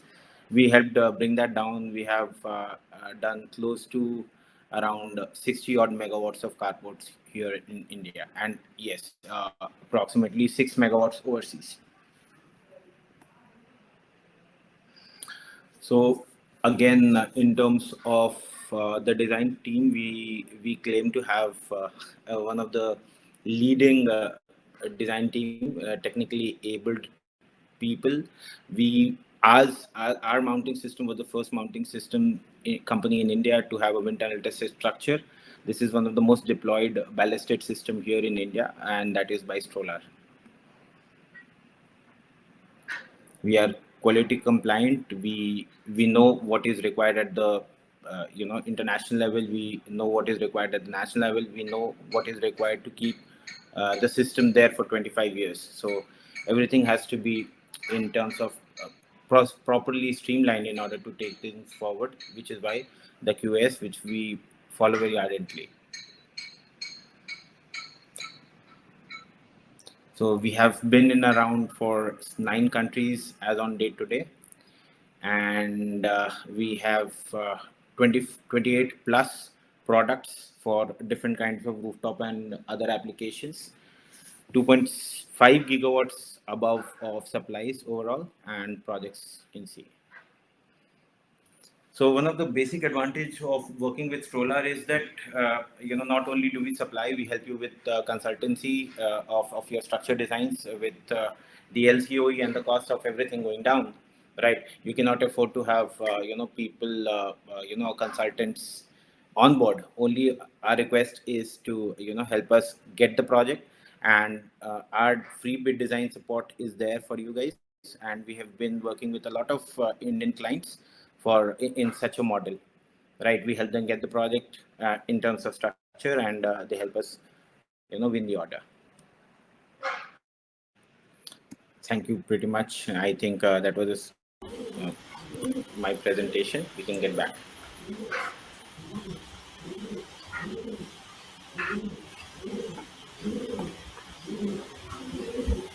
Thank you so much, sir, for this insightful presentation. Now it's time to have our last panel discussion for the session on structural engineering trends and new age mounting technologies for rooftop solar projects.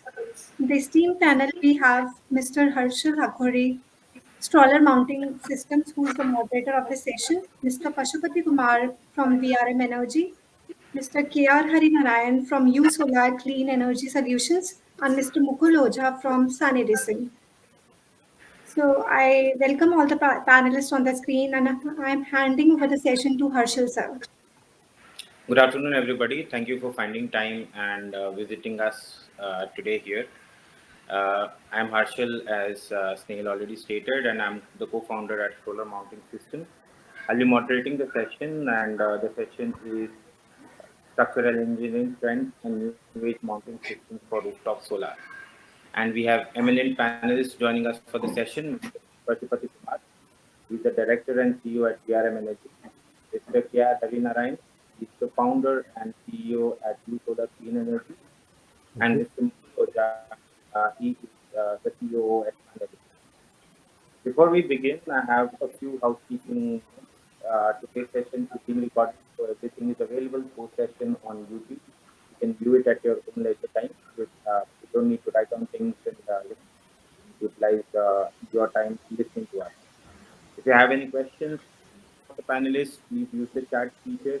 We'll try to get back at the question and answer round. We will be speaking to each panelist for about 15 minutes time, and we will see how the entire panel goes. And in the end, we will have approximately 15 or 10 minutes to summarize the entire discussion. 10 minutes question and answer session will be followed after that. We'll broadly be covering the proper mounting systems that are being deployed today, and what is the quality of system, and how are the quality of systems being that are installed. Is there something specific that we look into the structures while they are being installed at higher wind speed regions?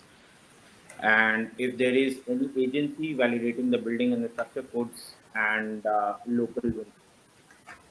And also, finally, we'll also be checking out if rooftop tracker can become a reality anytime soon.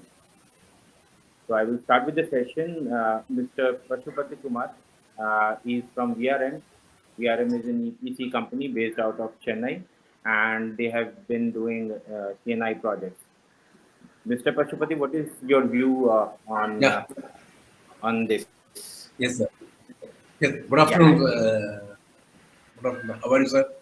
I'm good. I'm good. So really it's really great to meet all these like-minded people under one platform and to share our expertise, experience, and to get more knowledge and sharpen our knowledge, plus as well as to get some new business opportunities in this platform. Okay. So this session regarding the structural part, so it's really an excellent because what happened is all the time we are only thinking about panels and inverters. Now it's a good opportunity.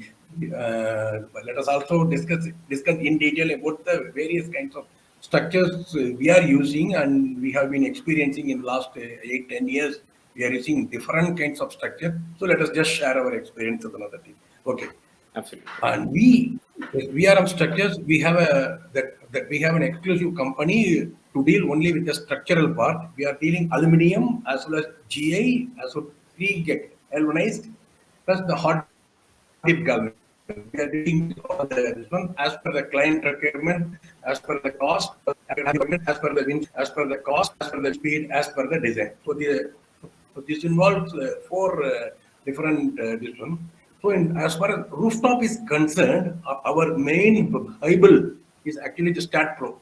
Stat Pro is our main this one. So what happened?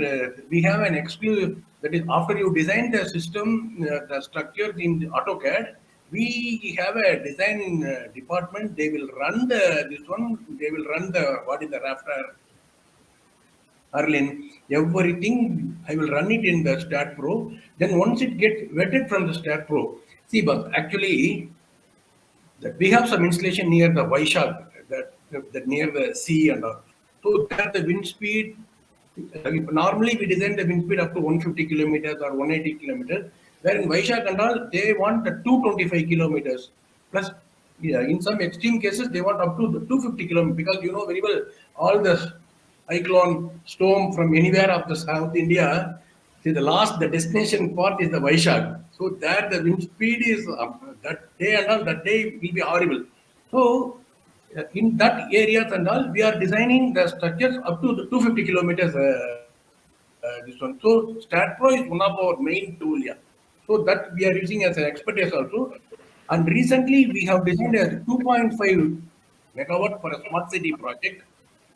There actually what happened, okay, for the end client, nowadays the end clients, they want first the Stat Pro, then afterwards they want that Stat Pro to get it vetted by either the Institute of Engineering from Gindi or the Indian Institute of Technology. So these two are our, but after, even if you design by using the right tool, that needs to get vetted from an expert, structural expert. This is one another. These are all the extra expenses we need to keep it in the mind. Plus, in other areas, to get the safety certification for a rooftop, you have to get the ability of the roof. Roof actually house stabilities. After you install, after you put that much weight load on your existing factory roof, the electrical inspector will issue you a safety certificate only after you give the structural certified certificate from an authorized certifying agency. This is Pashupati also ji, just another. wanted to ask. Let's say if your structure is okay, right? If the structure is as per the building code, do we have you ever come across an agency or somebody who gives you that your structure is fine, right? But the building is sufficient to take the load or not? Yes, let me just give you one another. Yeah. Yeah, but one of our site in Hyderabad. Okay, what happened after we installed the entire this one? There were some minor leaks. That is what. That after we finished the installation and came back, then we got an some this one from the side from the team. There were some leaks found. So what happened? So the leak from the roof, that is extremely risky. That is extremely, see, the end user will naturally will get angry, will get offended, because all the valuables, machineries, everything is behind. Before they install solar, there is no problem. The once you install solar and if you disturb their existing network, they got offended. Then immediately rushed and we found what happened. Actually, the place where we installed in southern part, it is not leaking. Actually, the leak is in the northern part. Okay. But what happened, that end user's mind, that he, that's what, this is only a small My example I question would was, like to share. Pashupati ji, was this leak happened after the installation. Is there any building checks that we do before the installation takes place? Because once the installation is done, there is no going back. The roof is damaged, roof is, everything. So, how and what is the percentage, of the projects that you get on rooftops where you validation from the client itself, or you get the data from the client wherein you are seeing that building my system is compliant to the building and building is compliant to my structure standard, right? Is there something which Yeah. is done before the system takes place during the design phase? Excellent, Mr. Harshal. You asked me a right question. Actually, what happened around 30%, we can say, see the new buildings, there is absolutely no problem. See, new buildings, we are getting an excellent design. Including the strut design, that inner drawing, everything we are getting. But the issue start only with the old building.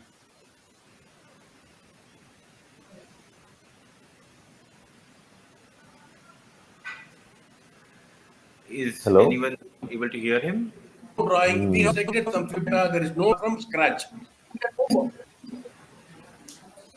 Hello? Mr. Yeah. Pashupati, we Can you lost hear? you for a minute. Could you please repeat what you just said?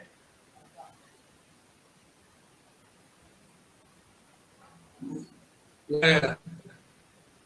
It's actually what happened now, the recent buildings. See, in our state, what happened now, they put a recent rule for all the high-rise building. If they want to get certified from the DDCP means the Department of Planning, to get the approval for the drawing. See, 1/3 of the roof space they should install solar system. So because this new rule comes, now all the high-rise builders, the factories and other, these people are rushing, and our industry is flourishing. So these new buildings, and we have absolutely no problem. Only issue is the old buildings which is in operation for last 15 to 18 years, we are not able to get the drawings. So in that case, how we anticipate is, we have that our engineering team along with the consultant, they will go to the site and we need to make our own study and we have to prepare some drawings as per our requirement. So this you cannot say this is 100% accurate. Maybe around 80 to 90% you can make the validation, but beyond that, there may be Is there some is issue there will is come. there a certain checklist that you guys do so that it is workable for the other listeners, other EPCs? Is there a checklist that you guys do at the site? Take certain measurement with the consultant or something. What do you guys do at the site so that the old buildings are also protected with the systems like the new buildings, right? Yeah, that I will share. I will share the checklist so that it will be useful for others also, how to No worries. do the checklist. See, like how we are doing the earthing system, how we are doing the soil testing. Similarly, for roof also, we need. And one more thing happen, you check in some areas and you just leave it other spots. If there are some cracks or something like that in other sides, no, then what will happen? You people only visited and I will not check properly. So like that, in roof, we have to be very careful. And one advantage of this one is for metal sheets. See, for metal sheet, even if there is any problem or something like that, we always find a remedy. But in this new installation, now in last couple of years, I am seeing all the installations are with the walkways, safety lifeline. So this is in almost my 90% of my installation now in recent times are with full 100% walkway and safety lifeline. What happened in my initial installations, I still remember, maybe around 8, 9 years before, that time the walkway concept was not there.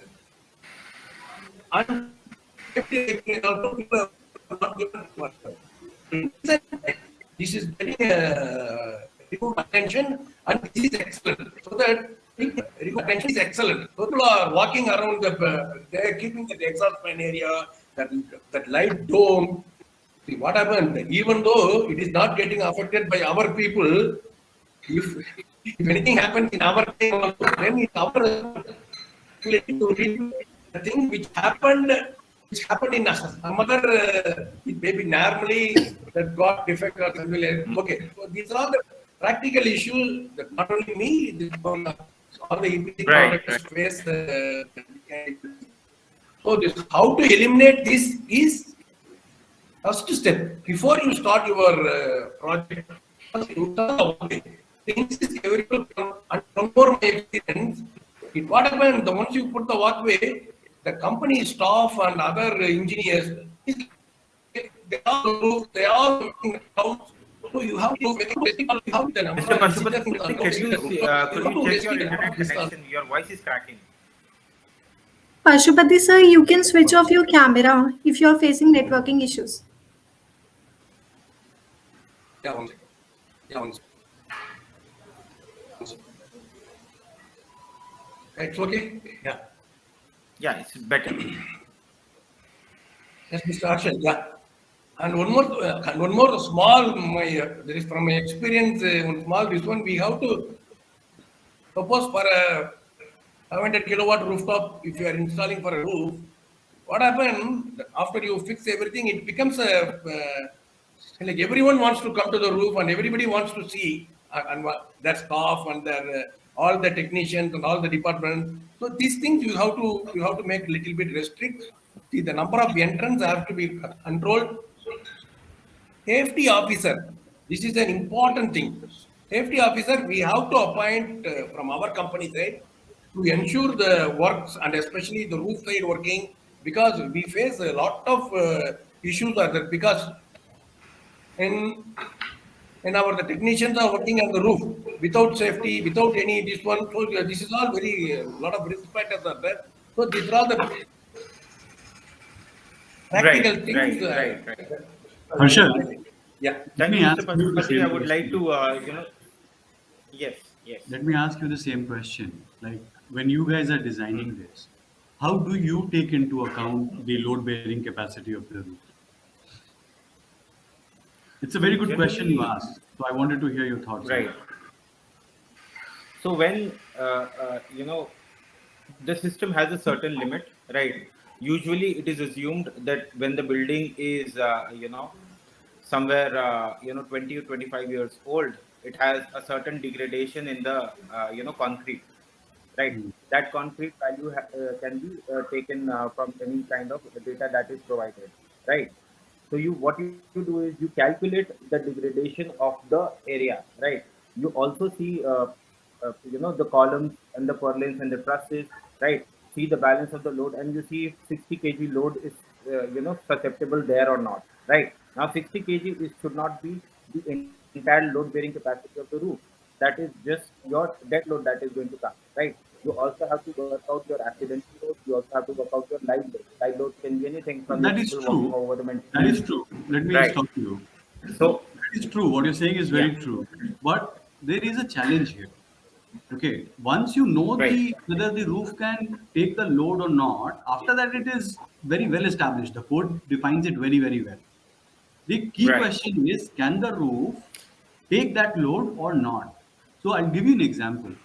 Okay, like last year, So we I'll tell you a solution. So what happens, right? There are data available for the degradation of concrete, right? Uh, the problem arises, as Mr. Pashupati said, the problems are with the old roofs, right? So whenever when we are doing a preliminary visit, we can take a sample of that top surface of the system, and we can give it for testing. That gives us a chemical composition of the degradation, right? Giving an estimate, right? So this is not something which is absolutely foolproof, right?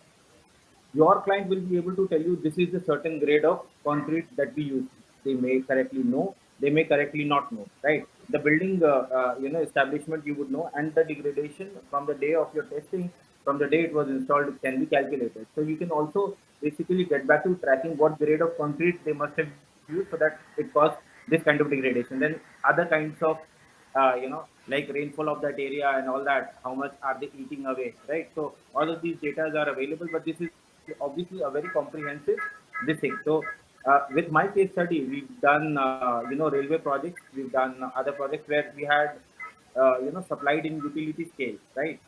We had no sense of knowing you know how the system would behave, or on what kind of route, because most of this would be a government buildings, right? For all the SECI projects that were out, right? 46 megawatt, you can imagine somewhere around 1500 roofs for more than that. right? It is practically impossible. If you do those kind of surveys, it will take you approximately a year for properly surveying and doing things, right? So when during the initial design, what you guys do is you take a certain factor of safety for the entire system. You see that the entire load is distributed across the roof, right? You see that the load of the entire system, whether it is 200 kilometers per hour wind speed or let's say 130 kilometers per hour wind speed, the load of the roof, right, is designed for the higher side. And when the blocks are placed, they are evenly divided, right? And this should not exceed a certain limit, right? Keeping in mind that you are going to install it on government offices which have been installed for a really long time, right? So this is one way of doing. You collect the samples. This is what we did with But there's a fundamental problem with what you're saying. The fundamental problem is right. that tests are of two types. One is the invasive test, second is the non-invasive test. And Yes. we did a building which was 100 years old last year. Okay. Okay. I was very unconfident. I was like, on one hand, the roof is still standing, right? If the roof Hmm. is standing, that means that it is taking the entire concrete load, right? Hmm. So if it is taking the entire concrete load, it is taking a load of something like few megapascals. It is already taking, right? So even if you Right. add, if you the amount of load we are adding because of solar power plant is probably second decimal place compared to that. Absolutely. However, the challenge is not that. Challenge is how do you come to a certainty and how do you make sure that the fault of other people is not attributed to you? Because Right. Right. all the mistakes that will happen in future will all be attributed to the solar power plant. Absolutely. So, Absolutely. from a practical perspective, if the roof is still standing and you are able to walk on it, then it is taking the load. Like if you're not able to feel any deviations, right? So However, sustain. Yeah. so in this particular case, where we wanted to do invasive testing, because it was Hmm. a heritage building, it was outrightly rejected. That no, you cannot do any invasive testing, you cannot break the slab, you cannot take out the iron, you cannot check for rusting. So ultimately, we did some non-invasive testings. Okay, we did some hammer tests, then we did some voltage measurement tests to see the rusting of the iron. But very frankly, there is only so I much guess, confidence you Mukul sir, can we build lost with. you again. If you could. Okay, so we were not allowed to do invasive testing. So we had to resort to doing non-invasive testing only. Can you hear me? Okay. Yes. Yes. Now We it's fine. we did hammer test. We drilled small holes. Through those holes, we added probe and tested for the iron rusting and all those things we did. But it's not conclusive, right? It's never going to be conclusive because you will never be able to know if the construction was done properly as per the proper guidelines, if the contractor chose the right grade of materials. There is no way of knowing, right? For a particular specific cases, we can get consultants on board, right? What we did, I'll tell you about a case study we did approximately 5 years back, right? We had a similar old building, right? And the owner of the building did not have an idea how old the building was, right? Like, because it was a second possession, right? He did not initially own the building, right? So what we did was, we calculated the distance between each of the columns that were casted, right? Diameter, the lintel, the rafters, everything, right? Based on which the size of everything, we calculated the original rooftop bearing capacity, right? After that, because since in your case you could not do invasive testing, we could do, right? So with the invasive testing, we got to know the degradation of the material, and basically we also second guessed the grade of the material that was initially used, right? When such a case comes, right, I think frankly, if I could say, we should not go ahead with the installation because sustained load over a period of time, if it has not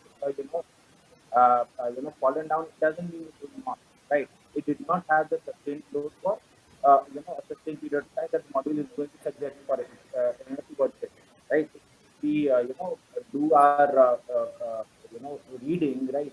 On there are a lot of documents stating that the sustained load over a period of 6, 7, 8 years, because of the load, the roof starts deteriorating. Apart from all the seepages from the monsoons and everything, right? So better we like people do install on cement sheds, right? So it is a very specific thing, right? We have chosen to not do the project because it is very dangerous, even during the time of installation, right? If we are drilling, right, and if entire cement shed comes off, right, it can hurt the people, it can hurt the people that are below it, right?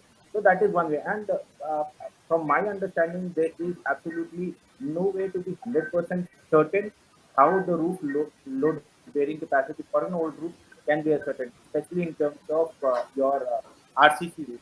For tin shed, there is no ECI, right? Degradation of sheets and everything can be easily be accepted. But for other things, I do not think that there is uh, much way of knowing rather than just taking a hunch and going ahead with the feeling. But as a responsible EPC people, we also have to be sure that we are not putting the lives of other people in danger, right? Sure. So when So you talk about the same in the context of metal sheet, Harshal, yes, how do you determine whether the metal sheet is rusted, degree of corrosion that has happened, whether the metal sheet will be able to take the load or not? How do you determine that? same basic checks, I'll tell you. Same basic checks. For metal buildings, it is important for us to know that the grade of the material, right? We sometimes receive the building drawings. We sometimes do not receive the building drawings. Same exercise is there. We check the columns. We check the rafter. We do the analysis, right? If the load bearing capacity is there, we check the quality of the sheet. We also do the uh, you know. Uh, chemical test of the metal as purlins. Purlins are very important for us, right? So we see if it is a certain grade or not, right? And basis of which we make sure that this is going to take 100 kg per square meter of live load. We are certain that a sustained load of 60 kg is fine, 15 kg is fine or not, right? Accidental load of 120 is fine or not, or 300 is fine or not, right? And basis of which we give it to our EPC partners, and then they present it to the customer.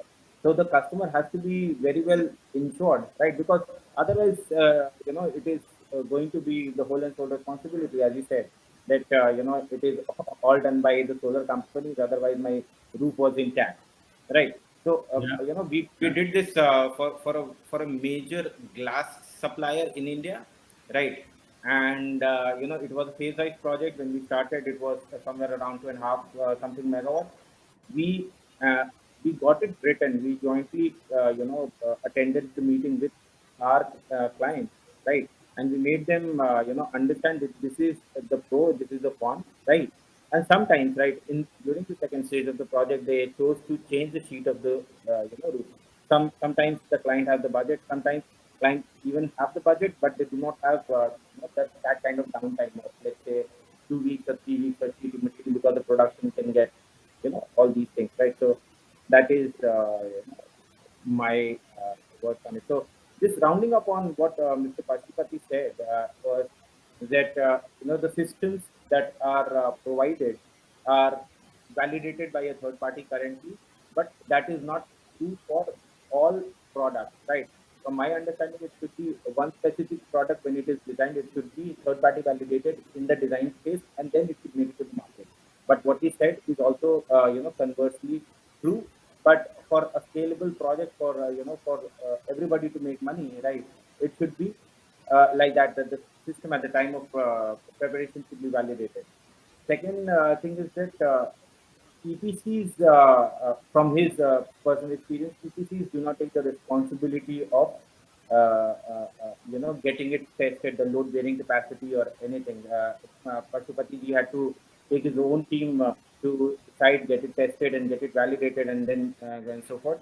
So EPCs should be more responsible back there in wherever he's working or accounting for, and it should come from the EPC side with a certain conjunction, so that everybody is protected, everybody's interests are protected. He also said that during his experience, EPCs have grown more responsible towards site safety, and he's been seeing a lot of these walkways, safety handrails being deployed, in terms of whatever, right?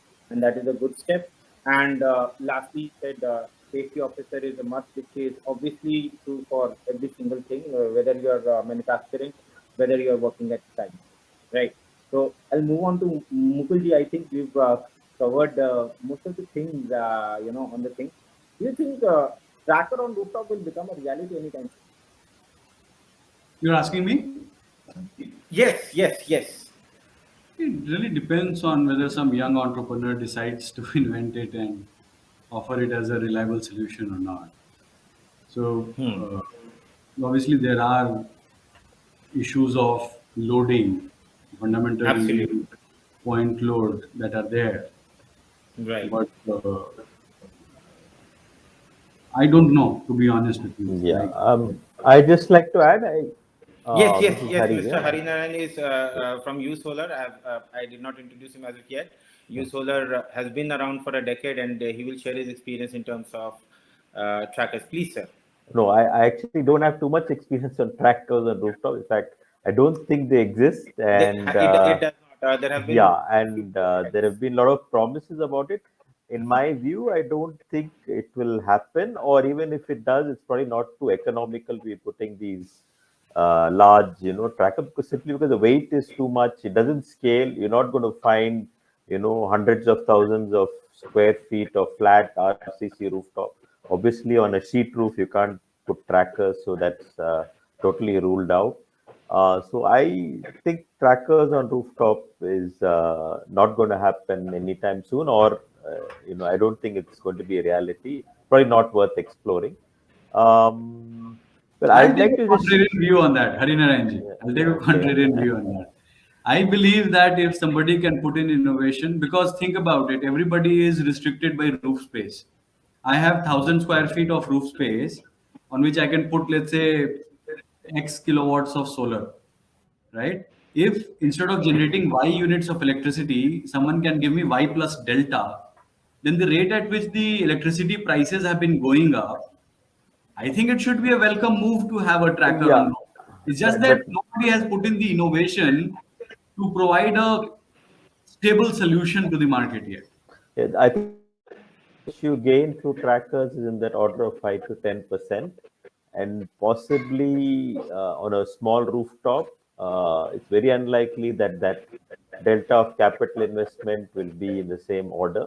So I'm sort of somewhat skeptical on I that. will also Yeah, add to what Mr. Hari said, right? So we did work on it a few years back, right? Every single roof in India is a new roof. You have possibly no way of knowing how, what would be your array size, what would be your weight of the system, how we are still dealing with, surety on the loading of the roof. We cannot expect, uh, excess of But loading on Harshal, that, right? Harshal, let me take a contrarian view to you again, right? And I'll be Right. the contrarian guy today. Absolutely. For I'll perfect. disagree That's with everything.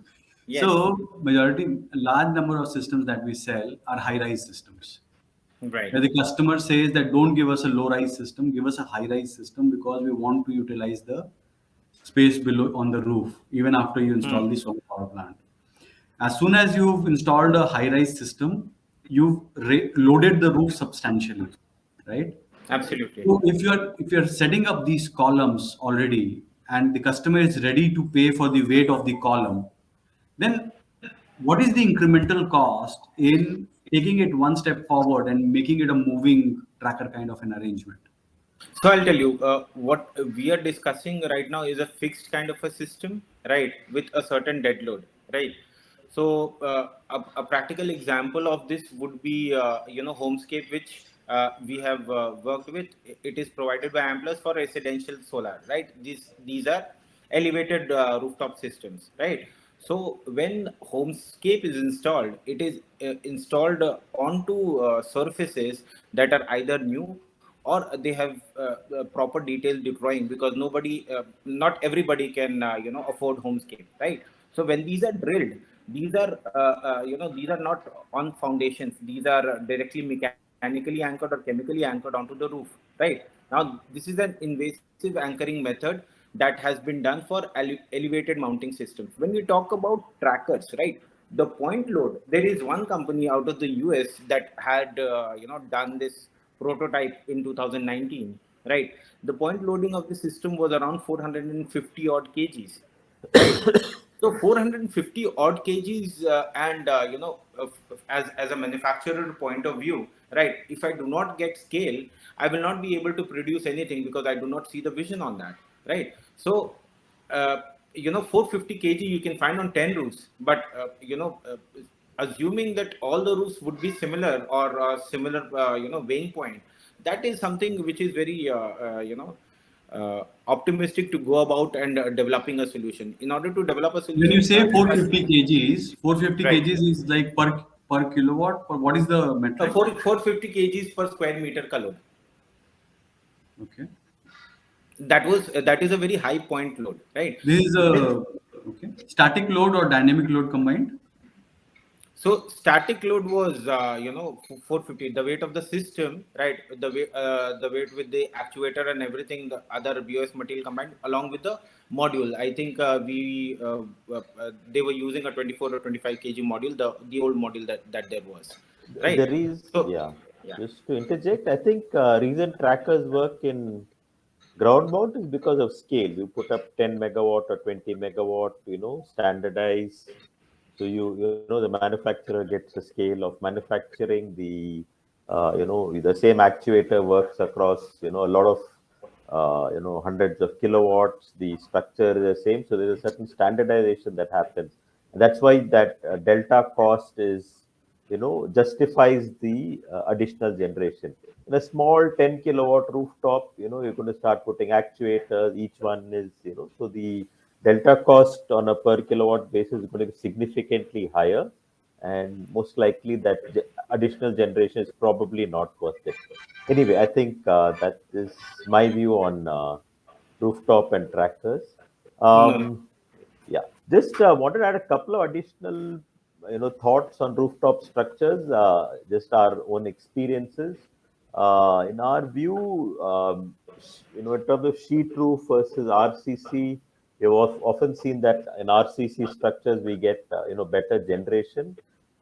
It's probably because on sheet roofs there's already a heat load, I think, that builds up, and you're directly putting the panels onto the sheet often, and also you don't often get your angles, exactly optimal. So I think there is a seems to be a significant generation difference between the two. That's just some experience I just wanted to share, and yeah, that's really what I want to say. right.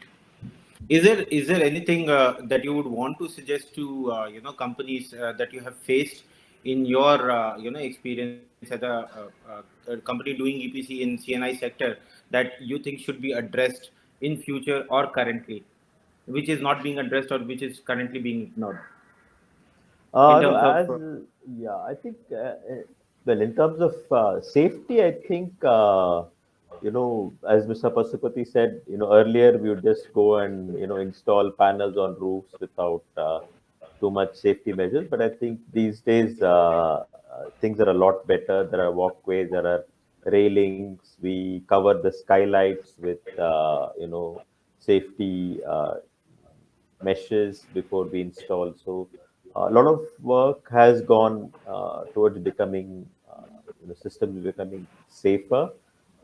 In terms of technology, I know that a lot of these, uh, you have module level generation and module level tracking, module level inverters, etc. Again, in that experience has been somewhat mixed. On sheet roofs, again, we didn't observe any significant improvement when we used module level inverters or module level optimizers. But I think in RCC, we did observe that there was a decent jump in generation when we used module level optimization. Um, Other than that,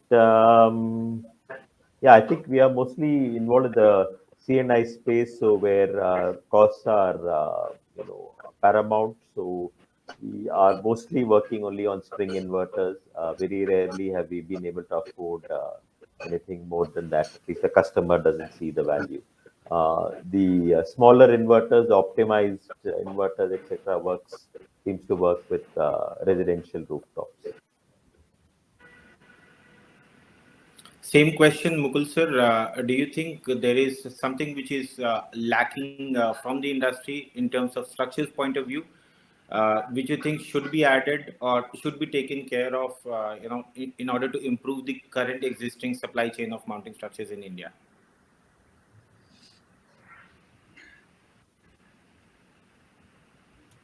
So I think structure design is such a stable field, right? Like what is, uh, even if people say that this structure passes, if 10 minutes of interrogation you can, pretty much uh, establish whether it passes the code or it doesn't passes the code, right? It's Right. such a stable thing, and like so many structural engineers pan India are doing this. We are also doing it. The fundamental challenge for small systems is for megawatt scale plants, you can custom make most systems, and it is okay because overhead costs are justified. The fundamental challenge today is for small systems when every roof is different, as you said, Harshal. How do you define a very modular structure design which is cost effective? So as soon as you move from custom to standard, you start sacrificing on costs a Cost little goes bit, up. right? So how to make the two Absolutely. meet is something which is a problem which has still not been solved, in my opinion. And as we talk about taking the rooftop solar, and very honestly, rooftop solar in India has not been a big success, except Right. for the large grade A balance sheet MNC Mhm. companies for whom the Renews of the world and the Amplices of the world have been willing to take energy selling contracts. Other than that, rooftop solar in India compared to other countries has not been a success, mainly because of the way the government policies have shaped up.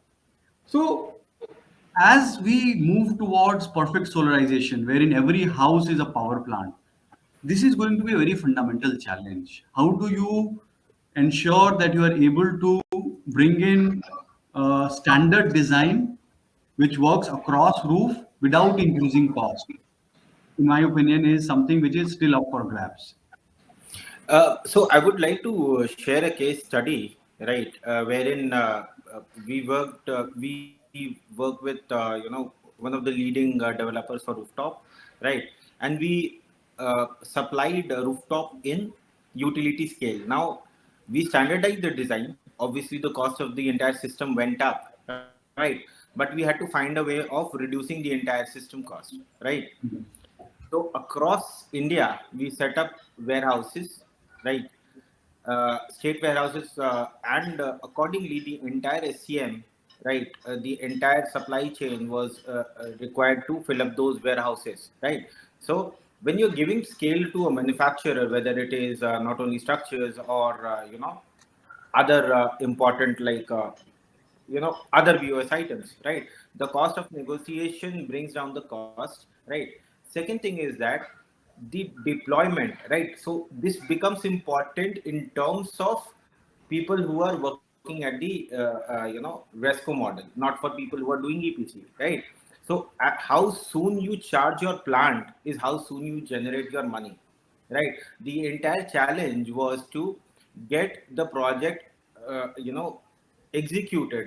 That was the first project we did on a utility scale project, and it was a 36 megawatt railways project, right? So we had an entire target of getting it done in 1 year's time, right? So right from estimation, like you have things like helioscope and everything. You measure the site, you define the systems, right? Systems, ballasted system that were designed for two modules or single modules, standalone modules, all of these were deployed, and in the end the company realized that this was a better way to go. Another leading company that is prevalent and that has been doing has followed the same methodology, and the entire pricing of the system, during procurement, because of the scale of production requirement and warehouse filling, the entire system of the cost goes down, right? And the entire concept is how sooner you charge is how sooner you generate money. In terms of EPC, it has not been cracked because again, the cost of warehousing is a concern. The cost Not just the of cost. It's not just a question of cost. What the challenge, fundamental challenge today is that in our sector, the entire sector in India has a project mindset. yes, Well, that is the way the business has developed over the last 10 years. right, Solar needs to change its mindset from a project mindset to a durable goods mindset, right? Just the way right, durable goods are sold in this country, we need to start thinking about selling solar in the same manner. And sooner it happens, better it is for the sector overall. The challenge why this is not happening is because everybody measures success at gross margin level and do not take the overhead costs associated with these particular choices when they are making decision. If you take a combination of overhead cost and gross margin when making a decision, then some of these answers will become very, very obvious in my opinion. Yeah, but this is something. it's correct. Yeah, yes, Mr. Pashupati, yes, Yeah. So one small thing I would like to add, Mr. Harshal. yes. So because so from my experience, I am seeing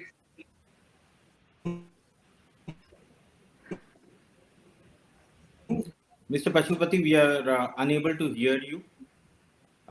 If you could turn off the video, I think the network would be better.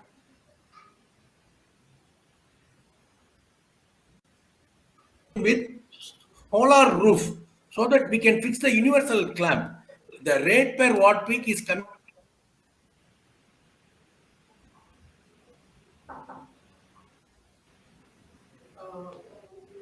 I guess, Mr. Pashupati, if you could hear me, we are unable to hear you, sir. Come and sit here. Just take.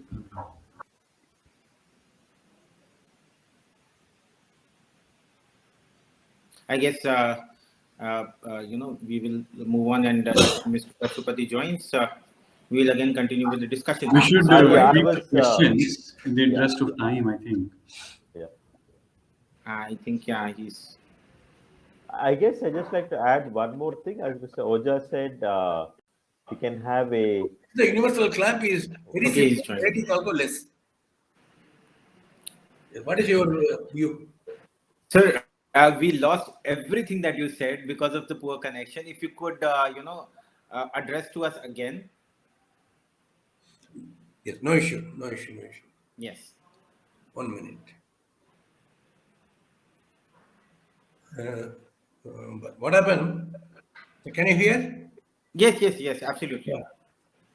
My point is, if we educate the client with the new kinds of roof, solar roof with our universal clamps, so the rate is coming less than 1 rupee a watt peak. Instead of we used to spend before the 2 rupees a watt in putting the long rail and short rail and all these things. So if the new clients then who are putting these kind of new roof, the rate is coming down. Plus the old clients who have a plan to refurbish their roof, and we are advising them to replace the roof with this kind of new roof sheet. So this reduces the cost of our project cost.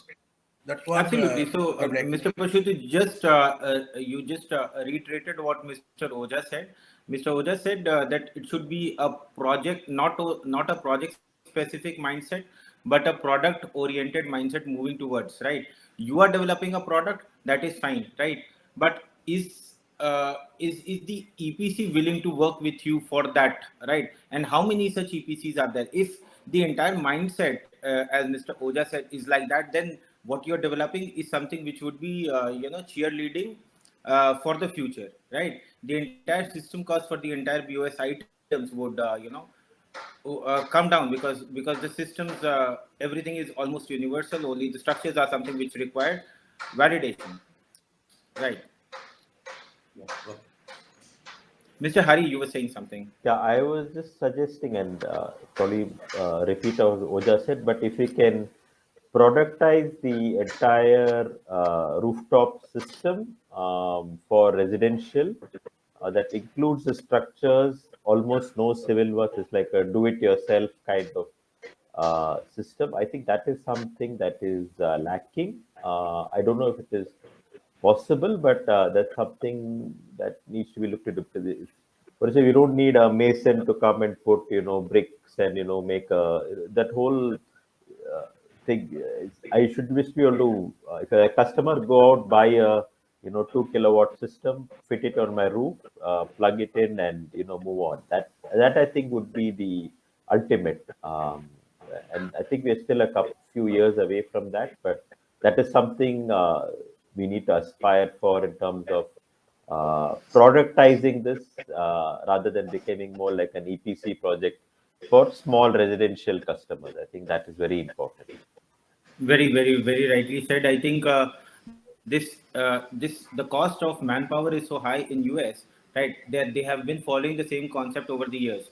We did not have a concept of a marketplace for solar, but there are companies that are developing marketplace for solar where a general consumer can buy items from the website, get it ordered to a home, and the entire system or the kit, whatever we may call, right, has instruction manuals and people can get it installed with themselves, right? So solution, the cost of solution has to be very easy, uncomplicated, right? Right. And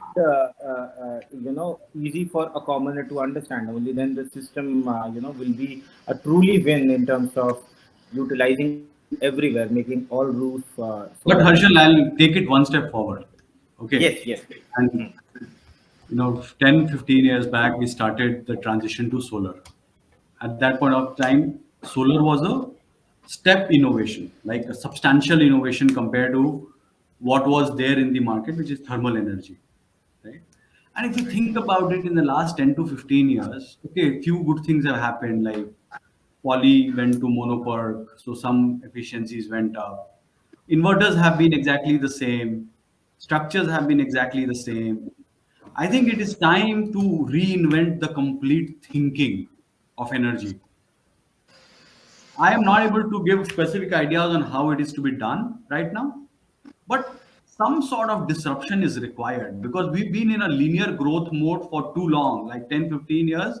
There has just been very small changes. And it is time, if we really want to go carbon neutral, if we really want to make substantial change in the lives of people, then this needs to go a step forward and solar needs to get totally integrated with our way of living itself. And I don't see any in India at least right now thinking about it or working towards it. And I really hope that somebody will take that step forward. Absolutely. That is quite a remarkable statement. I mean, all it takes, a certain moment to realize that no, this is not the way it should go, but this is how it should be, and then somebody comes with a breakthrough. Yeah, because in India, mein, the prices are in so much under pressure. Always we are haggling for the last paisa, and in effect, the entire industry is suffering today because of the low margins. But Absolutely. take a step back and think that in this red ocean, is there a way to create a blue ocean that will substantially change everything? I guess if something is good, right? I don't think in India we would need to think about cost, right? Let's say an example for a system which is installed with adhesive. I am not in very much in favor of the system, right? I will not go into the merits, but the systems that are installed with adhesive, right, are much expensive than the ones that are installed with rivets. But even then, they are being installed, right? So it's not about cost; it's about the solution that is bringing a certain value difference to the entire setup, right? So if whatever value you're bringing, if it shines onto the person, right, then the person will definitely take out and pay money. India is such a market wherein people will think twice before putting in the money on anything for that matter, unless it's stock market, right? So they will people will think about and truly right, as Mr. Hari said, as you said, we need to come up with something which is amalgamation of both, a breakthrough thinking and something which is utilizable for all, for a commoner to install, so that the residential market would also grow in that particular space, right? Shall we move to questions? Yeah, we will.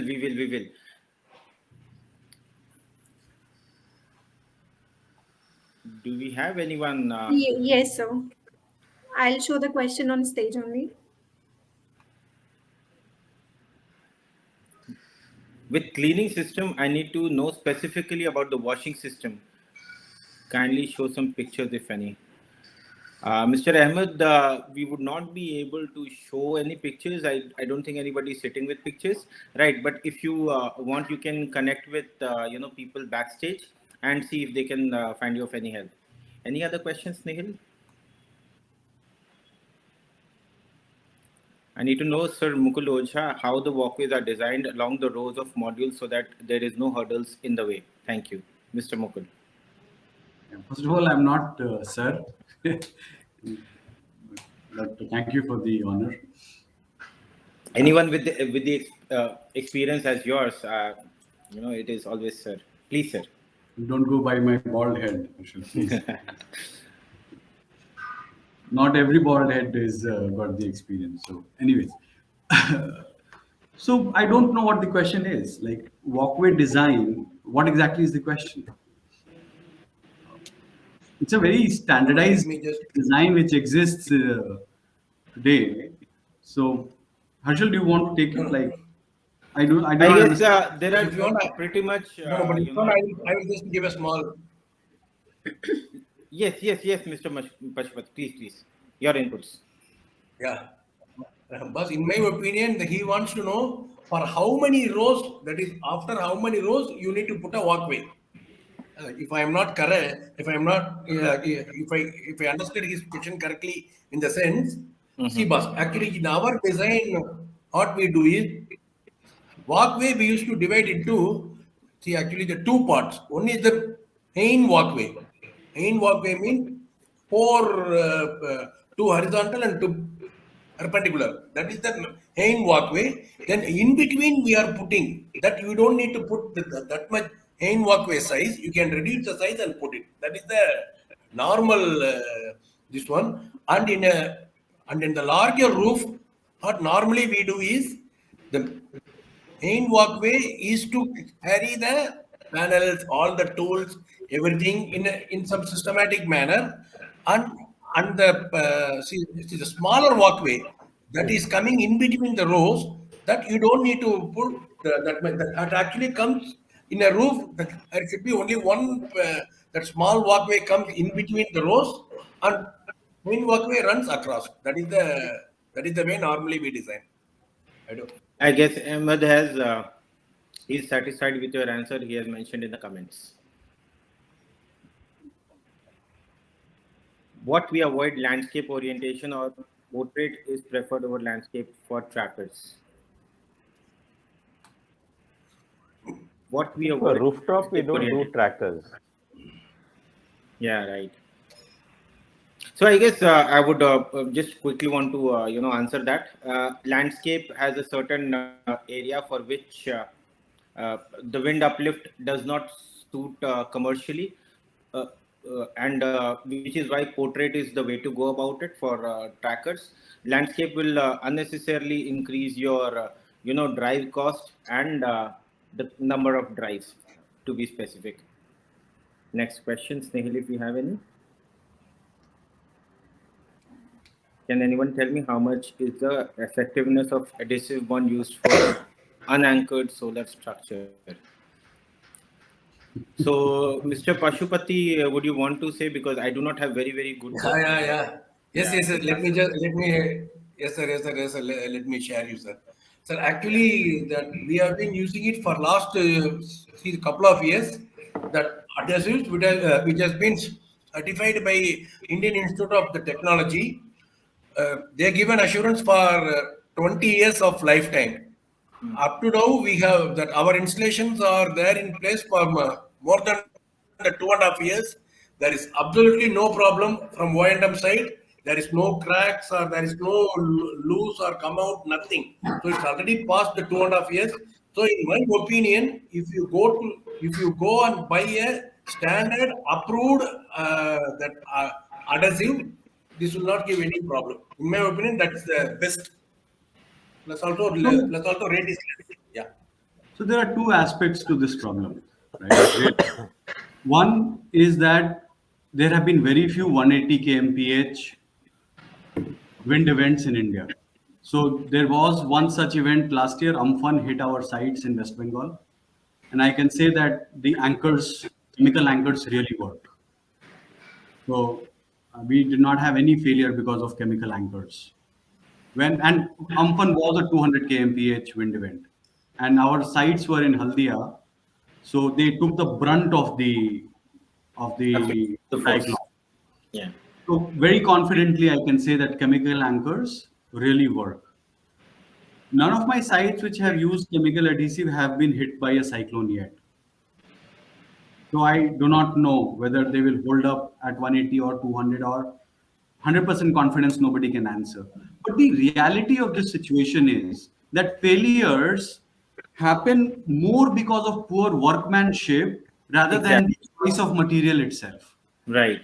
Right. Workmanship is poor. For Exactly. example, in Haldia, the only modules that I lost were the ones where washers had not been put in properly. Now imagine for a 50 paisa washer, you are losing a 10,000 rupee module because of a 50. It's ironical if you think about it. Absolutely. Absolutely. So it was just poor workmanship by on the hands of on one particular day there was a deficit of washers. So the guy said, I don't care about this. Let me just install these 10 panels without the washer itself. So ultimately it is about the workmanship. And if the workmanship is good, if you have taken the proper precautions, done it nicely, then there should not be any problem with either of the two technologies. We have, personally speaking, we have, supplied approximately 20 megawatts, but still I hold a certain, you know, it does not instill confidence in me because the entire system is dependent on the workmanship of the quality of the people at the side, right? You need to, scratch the substrate layer of the, the structures and then the roof, right? If it is not cleaned off properly, then the adhesive does not work, right? And if it is overgrazed, right, then the leakage point would happen, right? So, a system design should be such that it should cater to all of these, installation issues, any kind of, issues that can arise. Overall, completely good design is Oi, something, like that, right? And for an adhesive system, for scan some it. or the other reason, I never had Scan. that kind of comfort with a solution Karnakar wherein Kutya. I am, leaving my structures at the chance of, somebody who's, changing every single site my product is going, right? So that is my apprehension towards the product. However, we've supplied more than whatever capacities. It is working good. And I also don't suppose any of my system have been installed at a place where it has been hit with gust of air, right? Other, RCC roof or tin shed have been, right?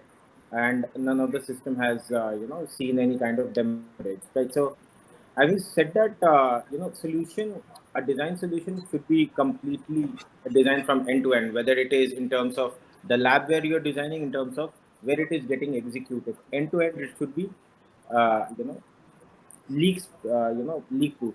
Sara Saptam. Any other questions do we have, Sneh? Galvanium material used for the MMS? Yes, galvanium. Anybody would want to answer?